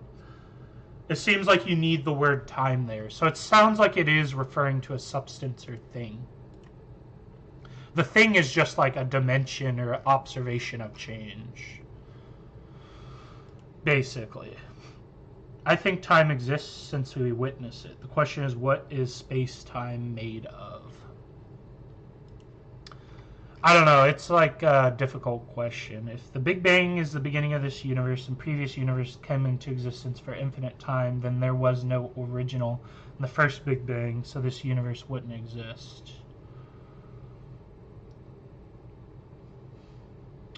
No, so what you're pointing out here is true. It can't be a true infinite regress. Like, philosophers agree true infinite regress doesn't exist. I think infinite regress has a limit, or an implied mathematical limit. So, like, the universe is always approaching the first instance, but never reaches it. But it's implied that there is a limit on it. And also, if something's eternal, I guess this is also denying that infinite exists. Like, infinite is a thing. So... like infinite, like I think the defining finite implies infinite, because otherwise finite's a useless term. Like, I don't know, this gets kind of tricky, but I kind of agree if it's literally non-limited infinity, but infinities that we know of have limits. Like, for instance, there's an infinite number of whole numbers, but there's an infinite number of irrational numbers that's higher than the whole numbers. So that infinity is bigger than the infinity of only whole numbers. And it keeps on going. Like, you can get more bigger infinites, but they all have limits. So that's what we're kind of referring to when we say infinite, is just like finite with limits, I guess, or non-finite with limit. It gets kind of tricky, but... King Henry II. I'm a chud, apparently. Or I don't know who you're calling chud.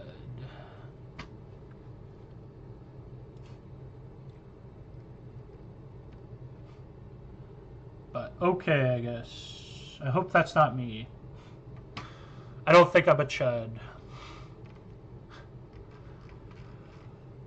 I think I'm, just finished eating dinner and saw that you are still alive. You have absolutely God-given patience and ability to debate. Just joking.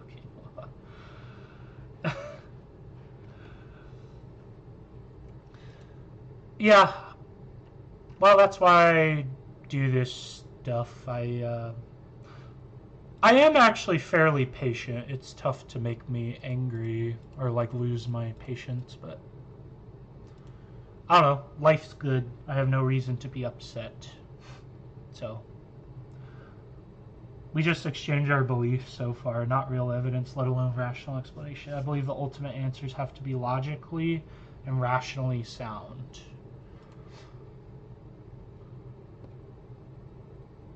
Yes, some infinites are bigger than others, but those are abstract concept. There is no material infinity that has ever existed or observed.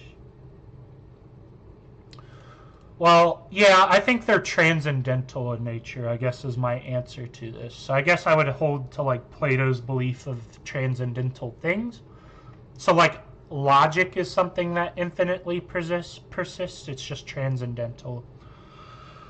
So like in order for the universe to not exist, the proposition that the universe does not exist is true, which means that logic is just there always, so it's an infinite. Because if you can't say that the universe doesn't exist, then it can't not exist, I guess.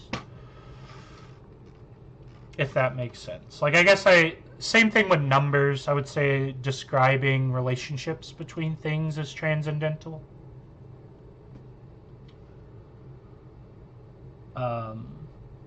So yeah, I guess I would agree with you that it's innately abstract or transcendental. I don't think it's like... I think it's ultimately purely philosophical or dependent on agents. Do you feel it's annoying if you win an argument with a theist and they leave with God bless you? Not really. I think it's fine. Right, I think they have... Well, if it's obviously, like...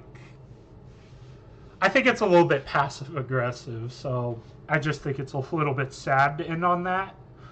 But I think if it was a good conversation, they genuinely say that. Yeah, I think they genuinely believe it, so saying God bless you isn't, like, too annoying to me. And universe is material, so it can't be infinite.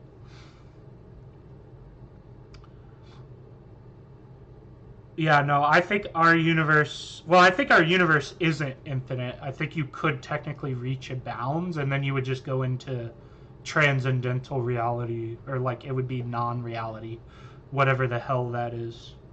Which we'll never be able to experience that unless you could fly faster than the speed of light and cross the edge of the universe. Whatever the hell non-existence is. So in a way, existence or reality is finite, but it is infinite also. It's just like approaching a limit. Like it appears like there's a limit of reality of it not existing. It's just always approaching it. Like you could try to leave and think of non-reality, but like you're never going to like be able to say what that is. It's going to ultimately be like a transcendental concept. Can I send you a picture cartoon via Discord about God? I made it. Yeah, go for it.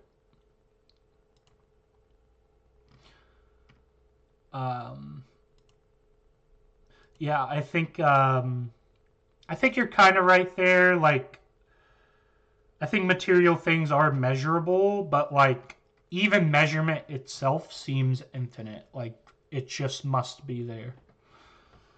I guess that gets very tricky, but it kind of enters a type of dualism. It's just like material dualism, I guess is what I would withhold to.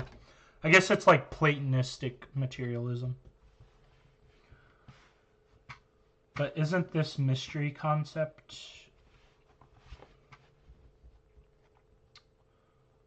Mystery concept. I think it's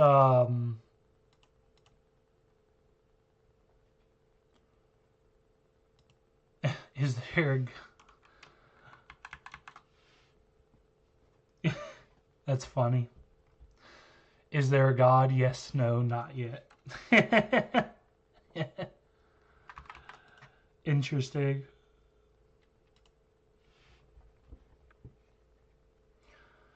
Yes, because measurement is also abstract. We use numbers.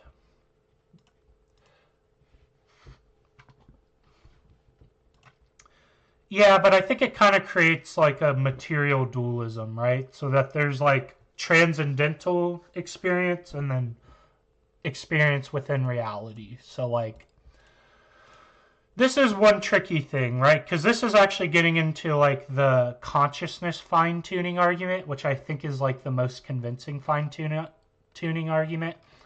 So like I'll be good faith here and I'll actually give an argument that I think is very, very tricky that I think certainly at the bare minimum implies something interesting's happening with the universe. I think you could say that like transcendental things always exist, but like the material things can't always exist. And our consciousness kind of acts weird in that sense. Like it seems like we're accessing a second transcendental set of stuff that's just always there. That's different from the material stuff. Which at the bare minimum means that there's something weird about the universe. Now you could take a naturalistic approach and say that it's basically psychophysical laws of the universe, or you could take, I guess, a theistic approach and say this is like the transcendental stuff is God, basically.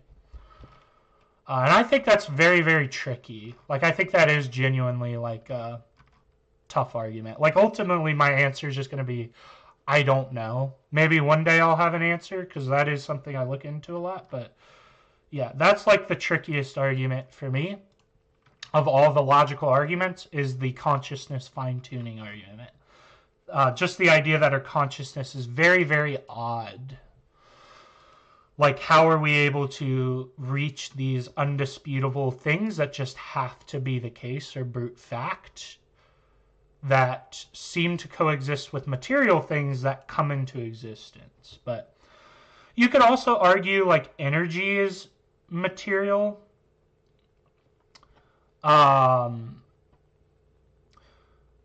So maybe you could argue energy has always existed and it's an example of something eternal, but I don't know. I haven't read enough about it to say for sure, so maybe that could be the thing that changes my mind, but it's hard to say. But how do you know consciousness exists? It could be a byproduct of sentience. I guess when I say consciousness, I guess what I'm defining that as is just experience. So, like, maybe I'm just using it interchangeably with sentience. I think that our conscious mind is made up of experience or like knowing that you're feeling something. And then I think it's made up of agency or the ability to do intentional actions after experiencing things. So I guess how I know these concepts exist is just because I experience them. And if I experience them, I guess as I interact with others, it seems that they're describing the same thing. So I think it just kind of becomes a brute fact. So I guess I'm just saying it's simplicator, that like consciousness is, or the conscious mind exists, simplicator. Like, I don't know, I guess it kind of becomes definitional. I guess to get super specific, your conscious mind is made of your agency, or your ability to do stuff on purpose, and then it's made of your experience or your ability to know what's happening to you. So I guess even consciousness might be too vague, because consciousness might be just talking about your conscious mind, which I think we can know about the parts of your conscious mind, but consciousness itself is even a little bit vague, which is also an argument of fine-tuning that's kind of tricky. Like, consciousness in itself is very, very weird. But I think agency's a self-evident fact, and I think experience is a self-evident fact. Because if experience isn't self-evident fact, I think it becomes absurd because I'm probably just like a hallucination in your brain. You're not actually experiencing me. And then if you deny agency, then that means that the words you say, agency does not exist, had no intention. So I guess I have no reason to care or give a crap what you just said. So I guess I don't believe that you believe that. So I guess it's like a self-evident thing. Do you believe in anything else like manifestation, spirituality, or miracles? No, I don't believe in spiritualism.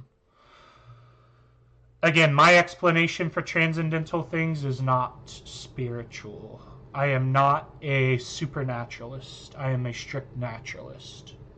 So basically, when it comes to theory of mind and consciousness, you're going to have your supernaturalists who are basically like dualists, but they believe that the second part of experience is God or like a spirit. I reject that. I would say we're naturalists, but and you're basically interacting with transcendental things which are natural. They're just not material. If consciousness is made up of product of experience, then someone with no experience isn't consciousness. So how do they become conscious, and what would be classified as an experience? Yes, why isn't it conscious? I think if you're having no experience, I don't think you would be conscious at all, because I don't see how without experience you have agency. So like if you can't know that the thing that's happening to you is like a negative experience, or like you have no, well, I guess let me define experience. Experience is just like the understanding of your senses. So like you understand those senses happen to you. So like if you touch something, smell something, see something, hear something, taste something, or if equilibrium's another sense. If you feel your equilibrium off and you can feel your inertia, you know what that's happening to you, is what I classify experience as. And I think if you lack that, I guess I just don't see any part of consciousness comes into experience, like you're just simply not conscious. You don't have a conscious mind yet. A child comes into existence with no experience. How will it be conscious then? Well, something can eventually become conscious. It probably So I guess this is asking, where does consciousness come from? I think it comes from brain development. Once your brain has the faculties necessarily to experience, then you have experience. And then I think experience itself is just a brute fact. So like, if I dig out all of your cortical regions of your brain and some of your amygdala, I don't think that you would exist, or you would be conscious anymore. What would it take for you to finally believe in God? Is it a personal but vivid experience enough, or would it need to be empirical evidence? It doesn't need to be empirical. Like, I don't need to sense it. An empirical thing would probably be enough for me. So, like, if I had divine revelation, I think that would work. So, like, if I literally had God talk to me, that would be fine. Or if I had special revelation, well, that would be special revelation, not divine revelation. Divine revelation is a little bit different. But special revelation, yeah. If I had a special revelation or experience or something empirical, that would make sense.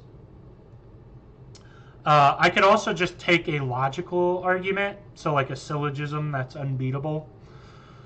That would at least make me a theist. And then if you want me to be a specific religion, I would just need evidence for that religion being more correct than the others. So you would likely have to use some evidential stuff. So are you a dualist or what? I tend to be an illusionistic. I think it's dualism is what I would be classified as. Yeah, I think that there's a second experience, or your experience is founded in transcendental things. I would just be like a naturalist dualist and not a supernaturalist dualist, I guess. But also, I just started looking into philosophy of the mind, so I'm probably misquoting it. Maybe I'm like a monist, even if I believe in transcendental stuff, because they're still the same substance. Whatever the heck the substance is.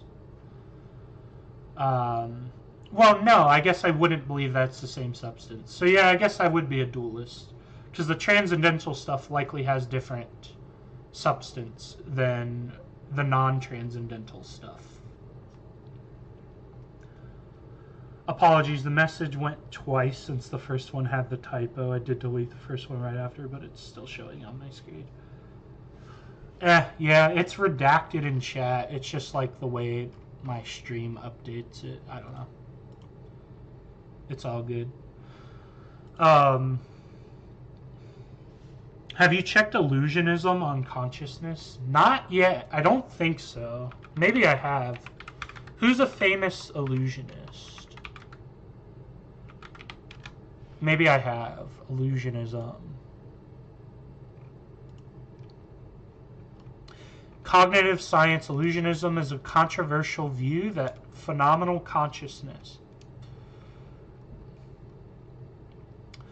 Oh, so like Sarkatama Buddha would have been an illusionist. Oh. Okay, then I think I get a gist of it. I just am not super well read, but I think Sarkatama Buddha and like the Buddhist religion would be based on illusionism. Because Sarkatama Buddha was like experience as an illusion that you could think your way out of. Well, you might be saying something a little bit more fundamental than even that, but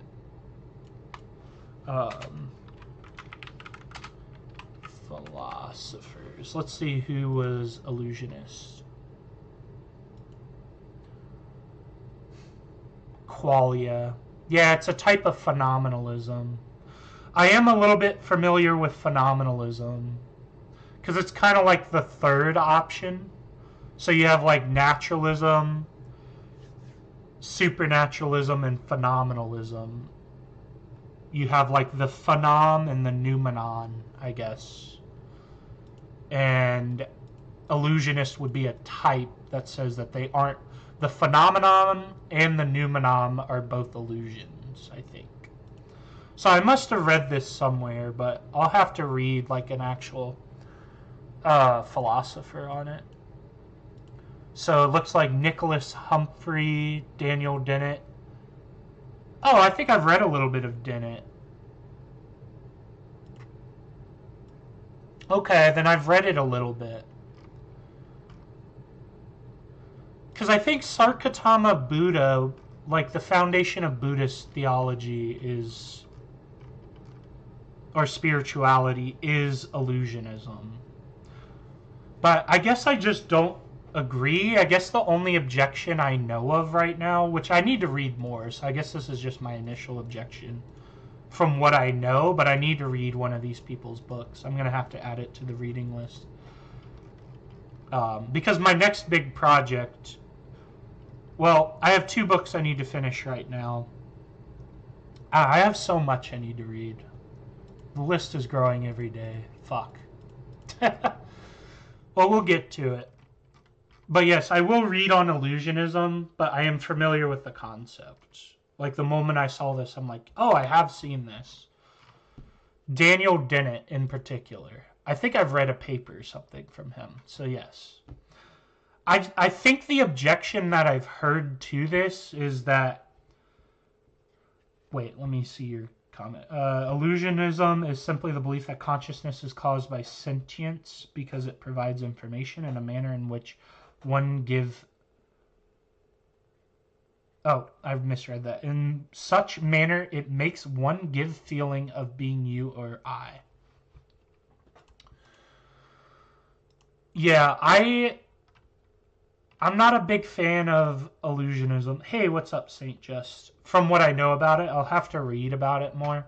But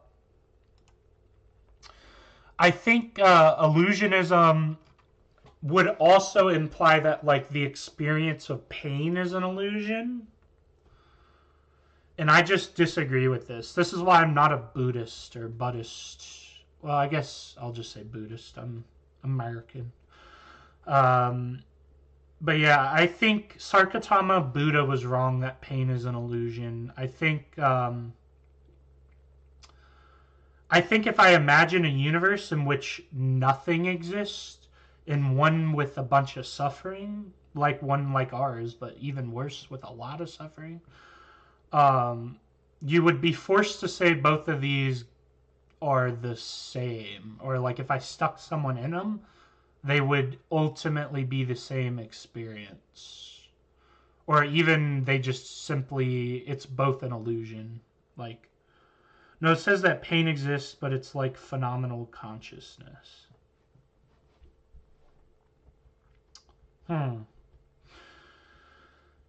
Yeah, I'll probably have to read on it more because I've only read a little bit about phenomenalism or the phenomenologists. Like, I know it's like a third vein of consciousness because you have your naturalist, supernaturalist. Phenomenalist, I have not read as much about because usually, you know, when you talk to religious people, which is who I'm going to talk to the most, they're going to usually be supernaturalists. Phenomenalism's interesting. I haven't really encountered it much. So I'll need to read about it because I could end up as a phenomenalist. I know, like, I think Cosmic Skeptic or Alex O'Connor, I think, is a phenomenalist. So, like, he's a famous, like, agnostic atheist that is a phenomenalist or type of phenomenalist. So I don't know. There could be something to it. I'll just have to read about it. I guess I just haven't gotten to it yet. So I guess I'll have to read, like, how is phenomenal consciousness different than what, like, a naturalist or supernaturalist perceives it to be, I guess. How much probability do you think there is for you to change your stance after you're done reading all that you thrive to? And do you think a debate with any philosopher ever can change your position? I guess if I'm looking forward, the probability of changing my mind is getting lower and lower because I've read more and more as I've gotten older. And the more I read, the more atheist I become. So I would imagine I will continue to become more atheistic the more I read. But, and I even try to start with the religious stuff first. Like, one of the first things I dove into when reading about theology is classical apologetics. Like, I started by reading theologists, Christian theologists, and I even was starting to become convinced to be a Muslim. So I started there, and I'll likely continue reading more of their arguments. So I don't know. I guess if there's an argument out there I haven't heard yet, if I come into contact with it, then I guess my mind will change. But it doesn't reject experience, just says consciousness existed because our mind makes a vague sketch. Instead of tracing every cell, it makes a map. Huh. I could probably agree with that. I don't know. I'll have to read a little bit about phenomenalism and, like, how it's a different experience, like how it understands experience differently than naturalists or supernaturalists, like the dualists and monists, I guess. So all I can tell you, Onion, is I'll have to read about it and read a couple phenomenalists, and I'll start with illusionist, which I think I've read at least one or two of their papers, but I haven't read any of their, like, formal writings.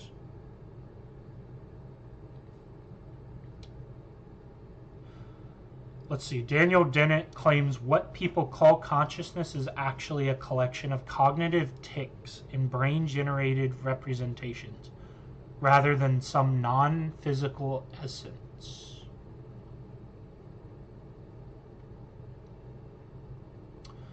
Oh, so he would reject, like, the transcendental stuff.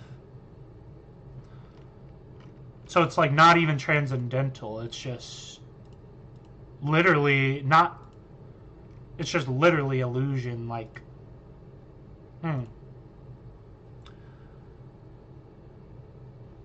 like how when you touch something you don't feel every cell but the whole mat. Much I know Dennett is the most famous.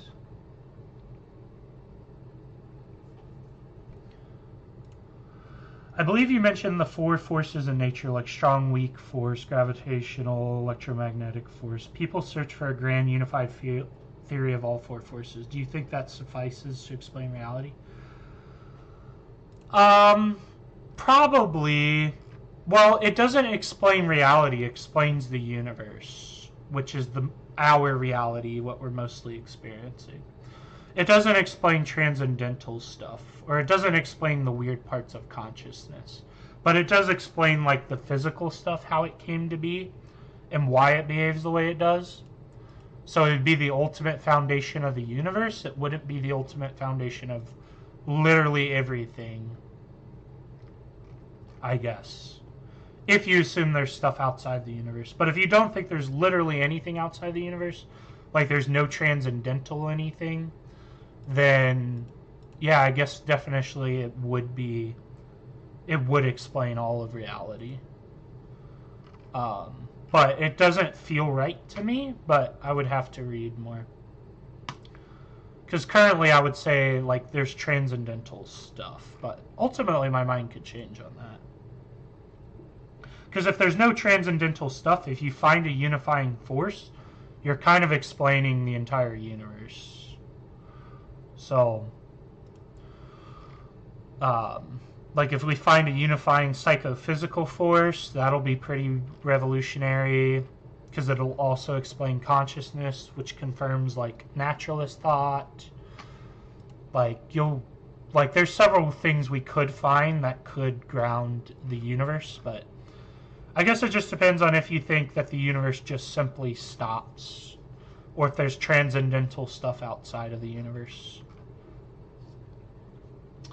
Like all of nature or the broader cosmos is made up of the universe and then a bunch of other stuff, or if it's literally the universe and then poof, reality disappears. Which I'm honestly probably would just have to say I don't know on either one of those.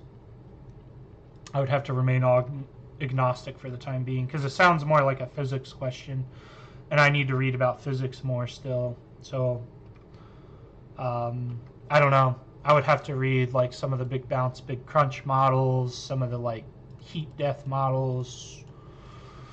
And there's some models that it's like literally going to infinitely expand forever, that entropy can never reverse.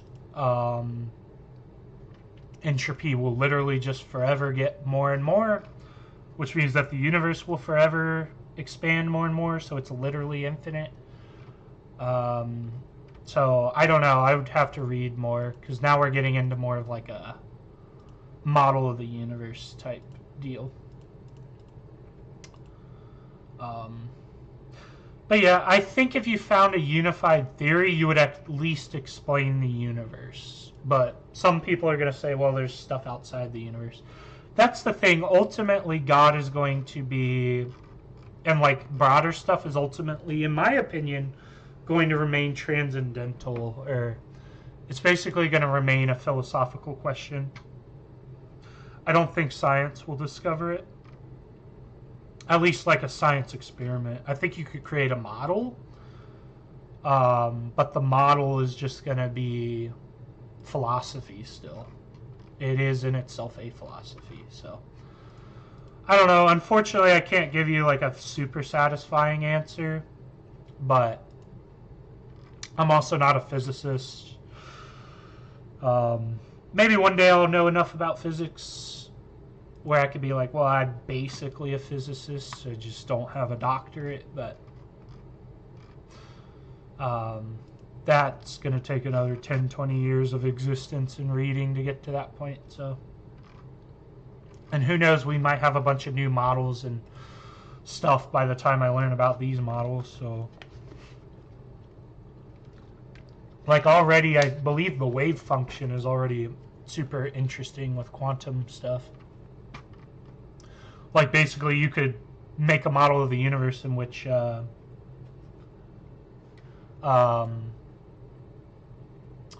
universe is just beholden to a wave function, or like similar to how you have a sinusoidal wave that it basically oscillates back and forth between 1, which is existence, and 0, which is non-existent. And so the universe literally just kind of goes boop and pops into existence, and poof, pops out of existence, and just keeps doing that. And like doesn't even like collapse. It literally just, oh, gone. Oh, it's back again. Oh, gone. It's back again. Which that's a very crazy concept to me.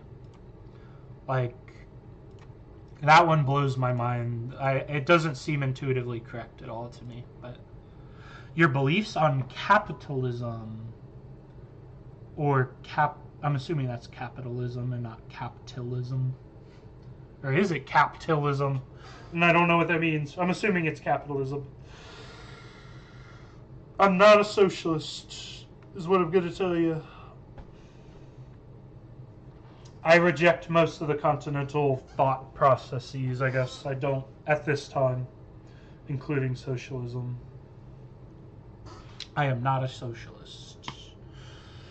I think capitalism's cool. I'm not like beholden to it. If there's some other system that's technically not capitalism, but it's not quite socialism, I would be in favor of it. I'm not a fan of like tribalism, so I don't want to like reject capitalism and go to some tribalistic duty-based system. So yeah, at this time I would say I'm a capitalist, but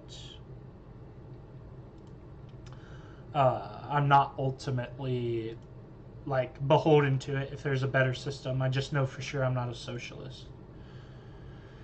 If some individuals are permitted too much liberty, others are enslaved. This is how capitalism operates. If all are forced to be equal, everything is enslaved. This is how communism operates.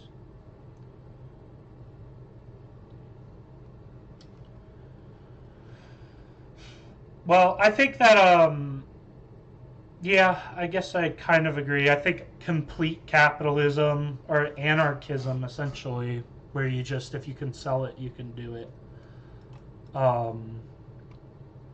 I think is a little bit wild. I think it's inevitably just going to lead to slavery. Are you a capitalist? Like in the literal sense? I don't currently own a business, or I'm not an investor. Well, I am an investor, but I don't own a business. I will own a business, so I will be a capitalist. But I'm assuming you mean more like I subscribe to capitalism. Or I think it's like a good idea generally. Like, yeah, I would say I'm a capitalist in the sense that I think you ought own property, you ought use money instead of just like divvy everything up. I think you ought have some sort of class system. I don't think you can get away from having classes, and I don't think you could get away from having money. Yeah, both communism and capitalism have flaws, depends on your own preferences. Yeah, like socialism to me, I don't see how you could not have money and how you could not have class. And then with capitalism, like true, like anarcho-capitalism, or like just truly the market can do what it wants, I don't see how it can govern itself without the enforcement of contracts, at least. So, yeah, I think you at least need the enforcement of contracts. And beyond that, there's some contracts people will make which will be innately immoral that you just have to step in and ban. Like someone will sell themselves into slavery in a pure capitalistic society, and I think that's an innate wrong. So, yeah, pure capitalism is obviously a little bit wild. I think socialism, you're just not going to get a moneyless or classless society. So you're going to inevitably, the only thing you're going to borrow from socialism is dialectical materialism. Or basically the idea that like if people get too much money, it can be like corrupting and they can take advantage of others. So I think they better function together. But at the same time, capitalism can become oligarchy. Yeah. Like, I think that part of traditional Marxism is, like, where it's good. Like, yes, it's okay to make sure that people aren't becoming, like, literal, like, owners of society. They just buy everything.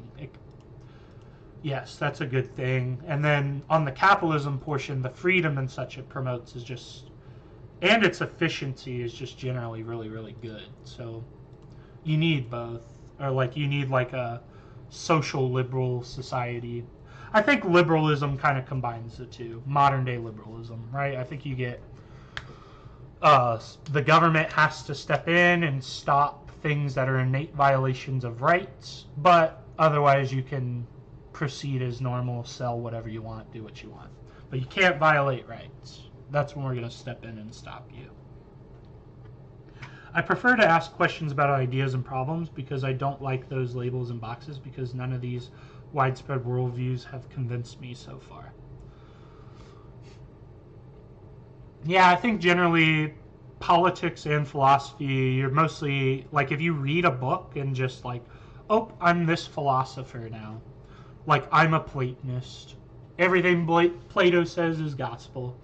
Or if you read Karl Marx and you're like, oh, socialism is everything. I think it's just a little bit silly. I think you just need to think about in your own head what your society ought to look like and work towards it. So, and I think there's traditional Marxism is like, has one part that I think is good, which is dialectical materialism. But this modern socialist stuff, like the post-Marxist and like the structuralist, I can't get behind it all. I think it's all crazy. I literally had someone tell me the other day the reason why money, like I think money is efficient is because it came from the white man and I'm a white man. Like once you start getting to that point, it's insane. I can't get behind it.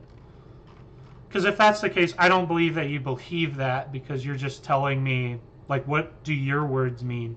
Because the words you're saying were invented by the white man. So if we shouldn't do stuff because the white man did it, then why should I listen to the words you're saying because the white man told you to say those words? Like, we just get into absurdity.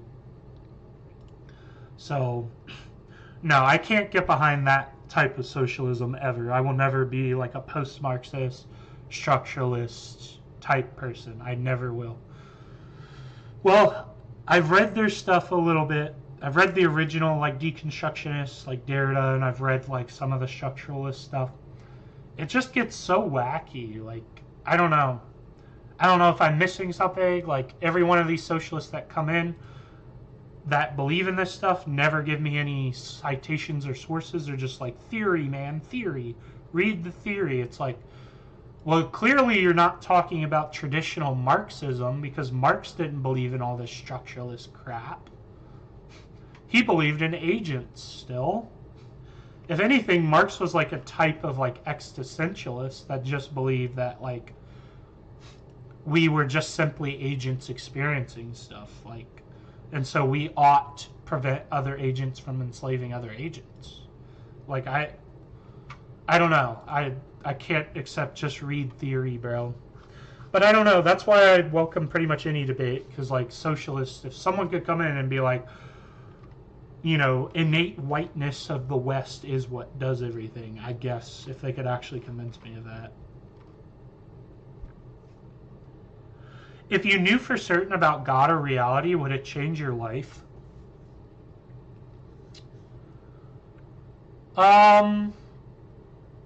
Like, if we're talking literal 100% certainty, I don't think so. Well, obviously God might, but the only thing that's going to change is I'm going to, instead of even asking the question about God, I'm just going to look for which religion's correct. But if you also assume, oh, you know which religion's correct, then I guess I have to just start following that religion. I guess that's all that would happen. And I already think, according to most religions, I'm a fairly moral person. So, you know, obviously we all do bad things, but I think I would already be living somewhat close to a religious life. So I wouldn't have to change too much. Like, I don't really drink, I don't do drugs. Yeah, I mean, I'm not a criminal. Like, I wouldn't be like hard for me. Maybe I couldn't curse anymore, depending on how literal you take the foul language part of Leviticus to mean, or that it's the language of the devil or whatever. So, Yeah, I mean, it wouldn't really change my life much, I feel like. Because I already feel like I speak with enough confidence that I have knowledge, but I acknowledge that that knowledge can change, I guess. So I guess then I would just know that my knowledge can't change. So that fact would change, but...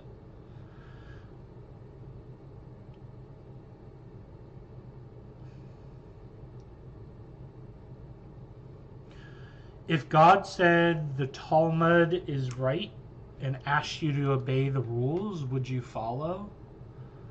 Would you want him to explain anything about reality?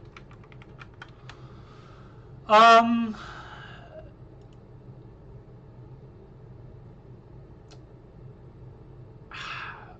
mean, probably, like, well, this is the is-ought problem, right? Just be, like, it wouldn't have to be that God just simply tells me to do it, because I have no reason to say, God, why I should do what God says, right? It would have to be more fundamental than that. It would have to be like God is and is, and morality is all is. So he's going to tell me I wrote all the ises in this book, read it. So if he said the Talmud, or if he said in the original 5 books, the Torah, if he said if you read Leviticus, if you read Exodus, if you read Genesis, Book of Numbers, and Deuteronomy, you will find everything I've written for you. And it's, if he explains like I am the is and these are all ises, therefore it's the case that you just do stuff and therefore there is no is-ought problem. Okay, then I would do what God says. Or if God says, explains to me how he is a self-evident ought, then I must, well, it's self-evident. It would be illogical to not ought do what God says if he is the self-evident ought. So he wouldn't just need to tell me, oh, go do this or go read this, go live this way. It would have to be self-evidently the case. Otherwise, you run into the divine command problem, which is the is-ought problem, right? Just because it is the case God tells you to do something doesn't mean you ought to do it. How could God reveal himself to you? How could he convince you that he's indeed an almighty God? Wouldn't you always stay skeptical that he might be a fraud? No, I think if I had a genuine hallucination, I would say that that is so unexplanatory that it had to be caused by something transcendental like God. So no, I wouldn't be skeptical. Or at least I would believe if that's all he did, I would become like a dualist supernaturalist and basically start believing in the spiritual. It wouldn't be enough to make me a Christian or whatever. You would need to show the evidence for Christianity as well, or Islam, or Judaism, whatever the answer is going to be, or Hinduism, or Buddhism. So he could prove it to you? Yeah, God could show up to me and prove it to me. That would be enough. That would be special revelation. So I would accept special revelation. And same thing, if he left a clue in logic, so if there's just an unbeatable logical argument, I would say all logical things exist, so God must exist if he's logical. But as of late, most Christians have resorted to evidentialism or presuppositionalism, so they've abandoned a lot of the logical stuff. To be fair, most atheists have as well, because our society's getting kind of wacky. Because a lot of people are just trust me, bro. So it's happening within Christianity as well. But yeah, I think if there's a logical argument for God's existence, meaning like a syllogism, so a greater proposition, a smaller proposition, and a conclusion that cannot be rejected, and if it follows a valid inference rule, all things that follow valid inference rules exist. So if reality is logical and God has to be logical, wouldn't logic itself to be a concept God has to obey to? Well, this is an argument that Christians make, right? If God is the ultimate foundation, God would have to be the foundation of logic. So he can't be illogical. Hey, IDK, what's up? So, like, the common response you get to this is going to be that, like, God has to be logical if he is the ultimate foundation. I don't know if God exists or not. Well, there's nothing wrong with being agnostic. I think there's arguments against God's existence, but there's nothing wrong with being agnostic, as long as it's like honest agnosticism. And what do you think about God? I think God just simply does not exist. As so far as God, we mean the ultimate foundation of reality. I do not think that there is an ultimate foundation of reality. I think reality just simply is eternal, or just is. I don't think there's a foundation of it. And like there's several things, like that would mean that all things in reality God is the foundation of. So at the bare minimum, God would be lowercase g God, not capital G God. He's not the ultimate foundation of reality. He's just a foundation of many aspects of reality. So if reality is logical, God is... so isn't logic even higher than the existence of a God then? Well, to me, that's actually one of the arguments I use, is like God can't exist because if the proposition God does not exist isn't true, then God can never not exist, or can never exist. Like, it gets really illogical and weird, which you would have to resort to saying God is just simply illogical, which illogical things don't exist. They don't have references, definitionally. So, I think God, I guess the ultimate argument it's going to come down to, if I try to defend a religious position here, is going to be, like, the best argument is just going to be God is logic, or God is the foundation of logic. So it's just like a non sequitur to even ask the question. But that doesn't seem right. Like, why can I just simply not ask a question here? That seems absurd. How is that a brute fact that I'm not able to ask questions? And then you end up really absurd. You have to deny brute fact. So you have to deny, like, the not operator in logic.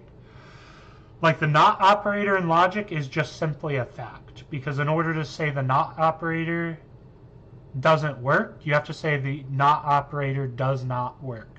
So what the hell do you mean by the word not when you say does not, if not doesn't exist? So you just end up in an infinite chain. So there's just certain facts that just must be the case. Interesting. Now we talked about logic, but what does logic mean precisely? Can you create a reality where 2 + 2 = 5? So logic, I'm not as familiar with the logic of numbers. Like, I've read a little bit. When I refer to logic, I think that's just referring to classical logic. So just simply the ability for a proposition to be true or false. So for that, you need the 3 foundational rules of logic. So I don't think it's possible to make a reality where logic doesn't work. So, unless the logic not working was logical, which definitionally doesn't make any sense. So, even when you say 2 + 2 = 5, I would even say my understanding of this with numbers is you're just redefining what 5 means. So, like, you're just changing, like, 5 would become 4 and 4 would become 5, is all you did.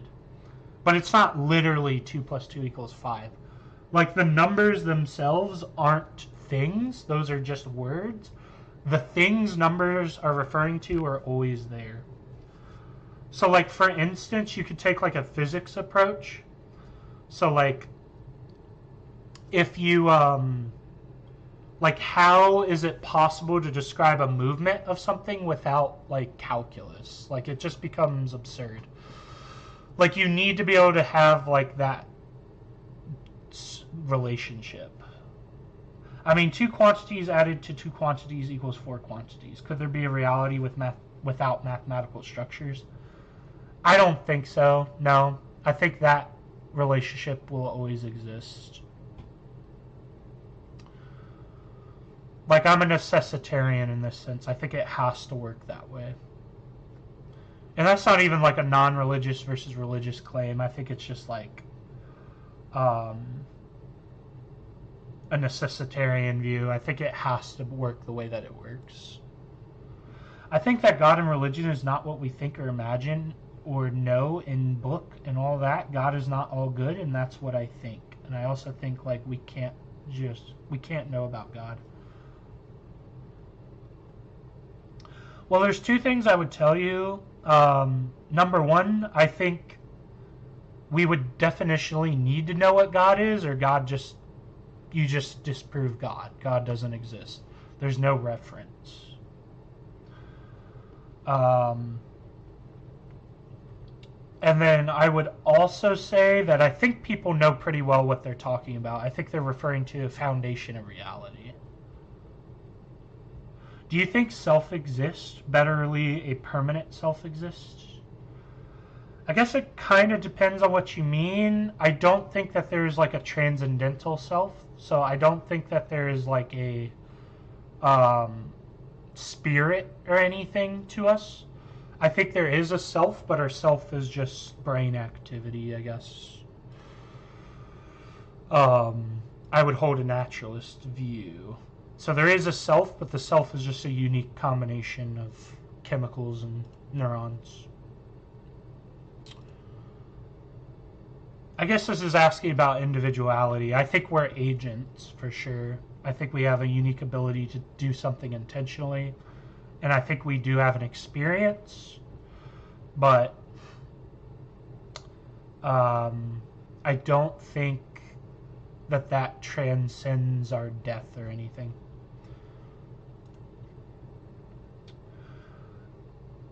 Like, if you die and all of other humans die, there is no more you left. It's just simply, after you die, it just becomes conceptual in people's brains.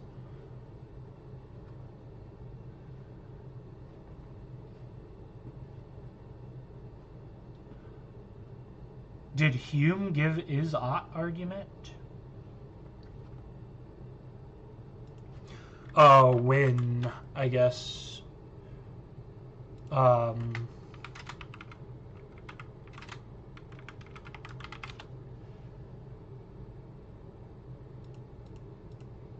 Did Hume give is-ought? Oh, are you just asking, did David Hume invent the is-ought argument? Because I think so. But I think we had it back in Greece. They were kind of grappling with it. He probably coined the name. But I think that exceeded him, I guess.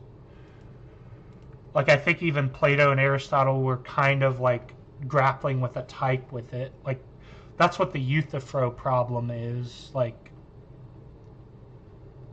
it was basically like Aristotle like challenging Euthyphro. If God gives commands, if that's the case, it's all oughts, and if that's the case, why ought I listen to God? Or is what God says just the case, and that it just simply is good? Like, I think we were talking about it for most of human written history. So I don't know. Hume, I think, coined it as an official like thing, or Hume made it a law. Isn't that what it's called? Hume's law? Man, Hume's law. Hume's law, often called the is-ought problem. Yeah. So like he made it like a law, or like I think coined it, but it was talked about beforehand. For sure. Like, that's the thing. You could argue all of philosophy is like a footnote to Plato, but I was behind the vid. Can you please repeat your views on permanent self?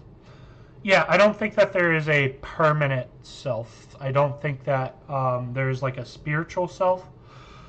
I think that once you die, whatever you is just becomes conceptual. You're no longer like a thing in itself. Like in terms of like a material thing in itself, you just become a concept in other people's brains. So like if they're remembering you, they're just remembering the concept of you. They're not remembering, like they're not actually interacting with you. Yeah, I think once you do have a self, it's just your self is just material. Once your brain stops, there is no more you. You're just dead. You becomes a concept at that point, not a thing in itself.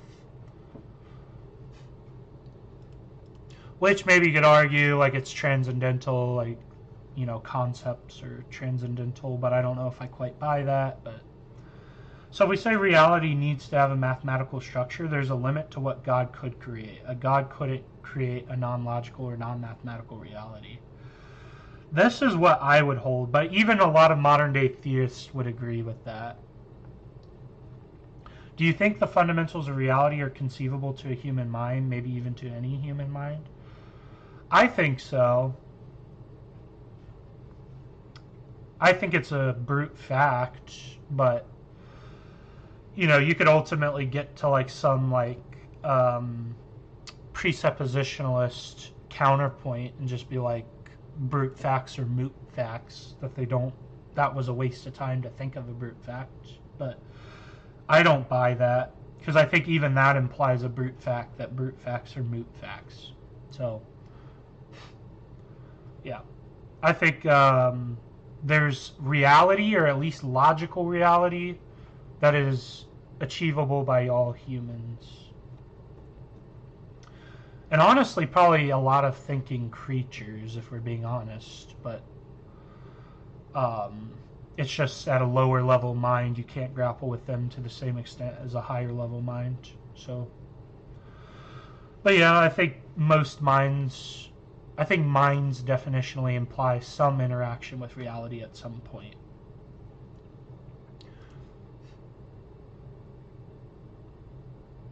The Buddhist self made me go away from religion. Huh.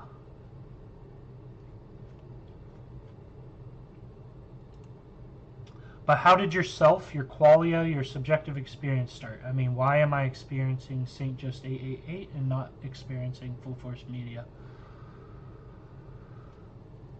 Yeah, I guess this is like, where does experience, or the conscious part of the brain that has experience, come from? I would say it just comes from your brain developing, is what I would say. And then I guess you could say, okay, why did your brain start developing? Well, because my parents conceived me. Okay, why did your parents conceive you? Because their parents conceived them, and then they had a bunch of life goals, and they were in the location that happened to align, and then you could go from there. Well, why did all that happen? I guess now you're into the cosmological argument or something like that. Why do I experience this brain rather than that brain? Because I think your brain is material, so like you can't magically transport out of your brain. Like, I think you are just simply, your consciousness is bound by the laws of physics. I don't think you can teleport your consciousness and like enter another brain. I think your brain is just your brain waves, which exist in a place, and you can't be outside of that place. So I would just say that like consciousness is innately material, and because it's innately material, you're just bound to wherever the material thing's happening. You can't appear in someone else's material place. So I guess ultimately what I'm saying is like consciousness is a place rather than a like. But wouldn't my brain just work fine without me experiencing it? This is where it gets tricky. I have no reason to suspect this is the case. I don't think there's such a thing as thingless thoughts. So, like, I think in order to not have an experience, you would be having thingless thoughts, I guess. So, like, we couldn't even conceive of what you would think about if you didn't know that you were thinking. I think that's a self-evidently false claim. It just seems intuitively incorrect to me. I think you need to, like, know that you have consciousness in order to have consciousness. I think it's self-evident. Because if you didn't know you were having a thought, then you wouldn't know that you don't know that you're having a thought. So now you're in a loop. So I think it's just a brute fact. So I guess I'm saying, like, consciousness exists implicator. Your brain works fine without me experiencing your brain, but my brain I have to experience. Yeah. But what you're describing, in my opinion, is just individuality, or the ability that we're both, like, agents. Like, I'm an agent within my brain, you're an agent within your brain. So we're just two separate agents. Wouldn't cosmological argument also eliminate free will, ending morality, which every religion agrees upon? Yeah, well, this is actually one thing I say, is that you can't believe in God and believe in agency, which in turn means you can't believe in free will. So, like, if you run the cosmological argument, like, if I truly have agency, what that means is ultimately, even if God existed, there's no reason to listen to God. Like, it kind of gets wacky. Like, and it also means that everything that happens is just God's choice. So, like, God would be the only agent. We're not agents. Because we don't get to say, you know, what we do if God just simply is, or is. So God would have to be an ought, but it's not clear to me how God would be an ultimate ought. Because an ought would just have to be self-evident, and I guess I don't understand how God could be a self-evident ought. Like, that's one of my rejections to the cosmological argument. Is that, I guess, like, oughtness, or the ability to have oughts, is in itself, like, eternal. I don't know. If we lived in a simulation, I could experience this simulation from my brain's POV without emerging from this brain. Myself would just be linked to this simulated brain. I'm not audible? Uh-oh. Whoopsie, let me make sure everything's good.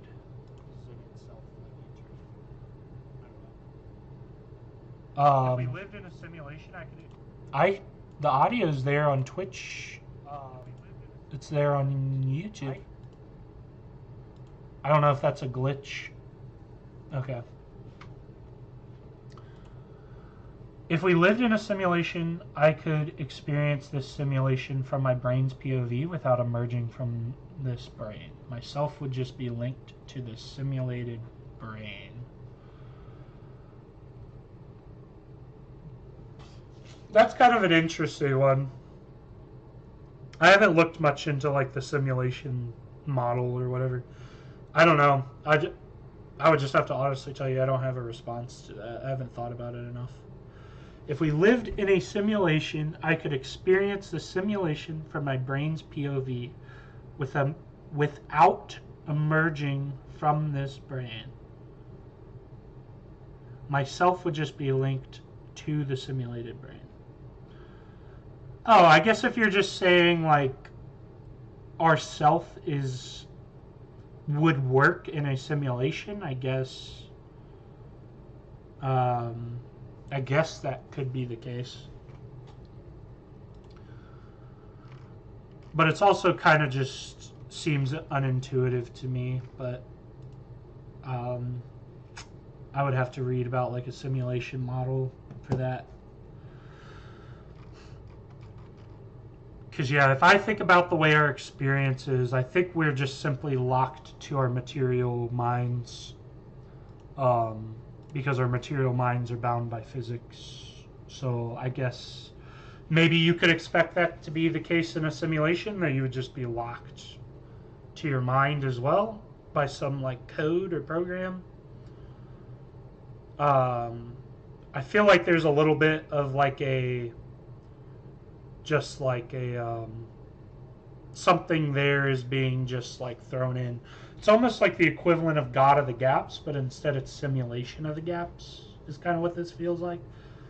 Is like, because my mind is bound physically to my brain, this is like simulation-esque, or like this is evidence of a simulation, but I don't know. I would have to read about it more. I feel like it becomes kind of like God of the Gaps, but instead it's simulation of the gaps, where it's like, well, the phenomenon of us being locked into our physical brain is evidence of a simulation. I don't know. I guess I just don't know enough about like a simulation view of consciousness, I guess. But yeah, I appreciate the conversations, everyone, but I do need to wrap up the stream. We're approaching 3 hours, and I'm trying to stream for 3 hours. I got stuff I got to get done, but I did add a few things I need to read. It's just a premise I made. We could be in a simulation. Our brain could be simulated. Yeah, I think that there's a possibility there, but I haven't read enough on it to see what the contradiction would be, or if there even is one in that. So, but yeah, anyway, I appreciate the conversations with everyone. I gotta go. I'm trying to stream for just 3 hours. I can't stream like all day, so I appreciate everyone that came out. Feel free to join the Discord. If there's any beliefs you disagree with me on, feel free to let me know, and we can talk about them. But that's going to be it for me today. I appreciate everyone coming out.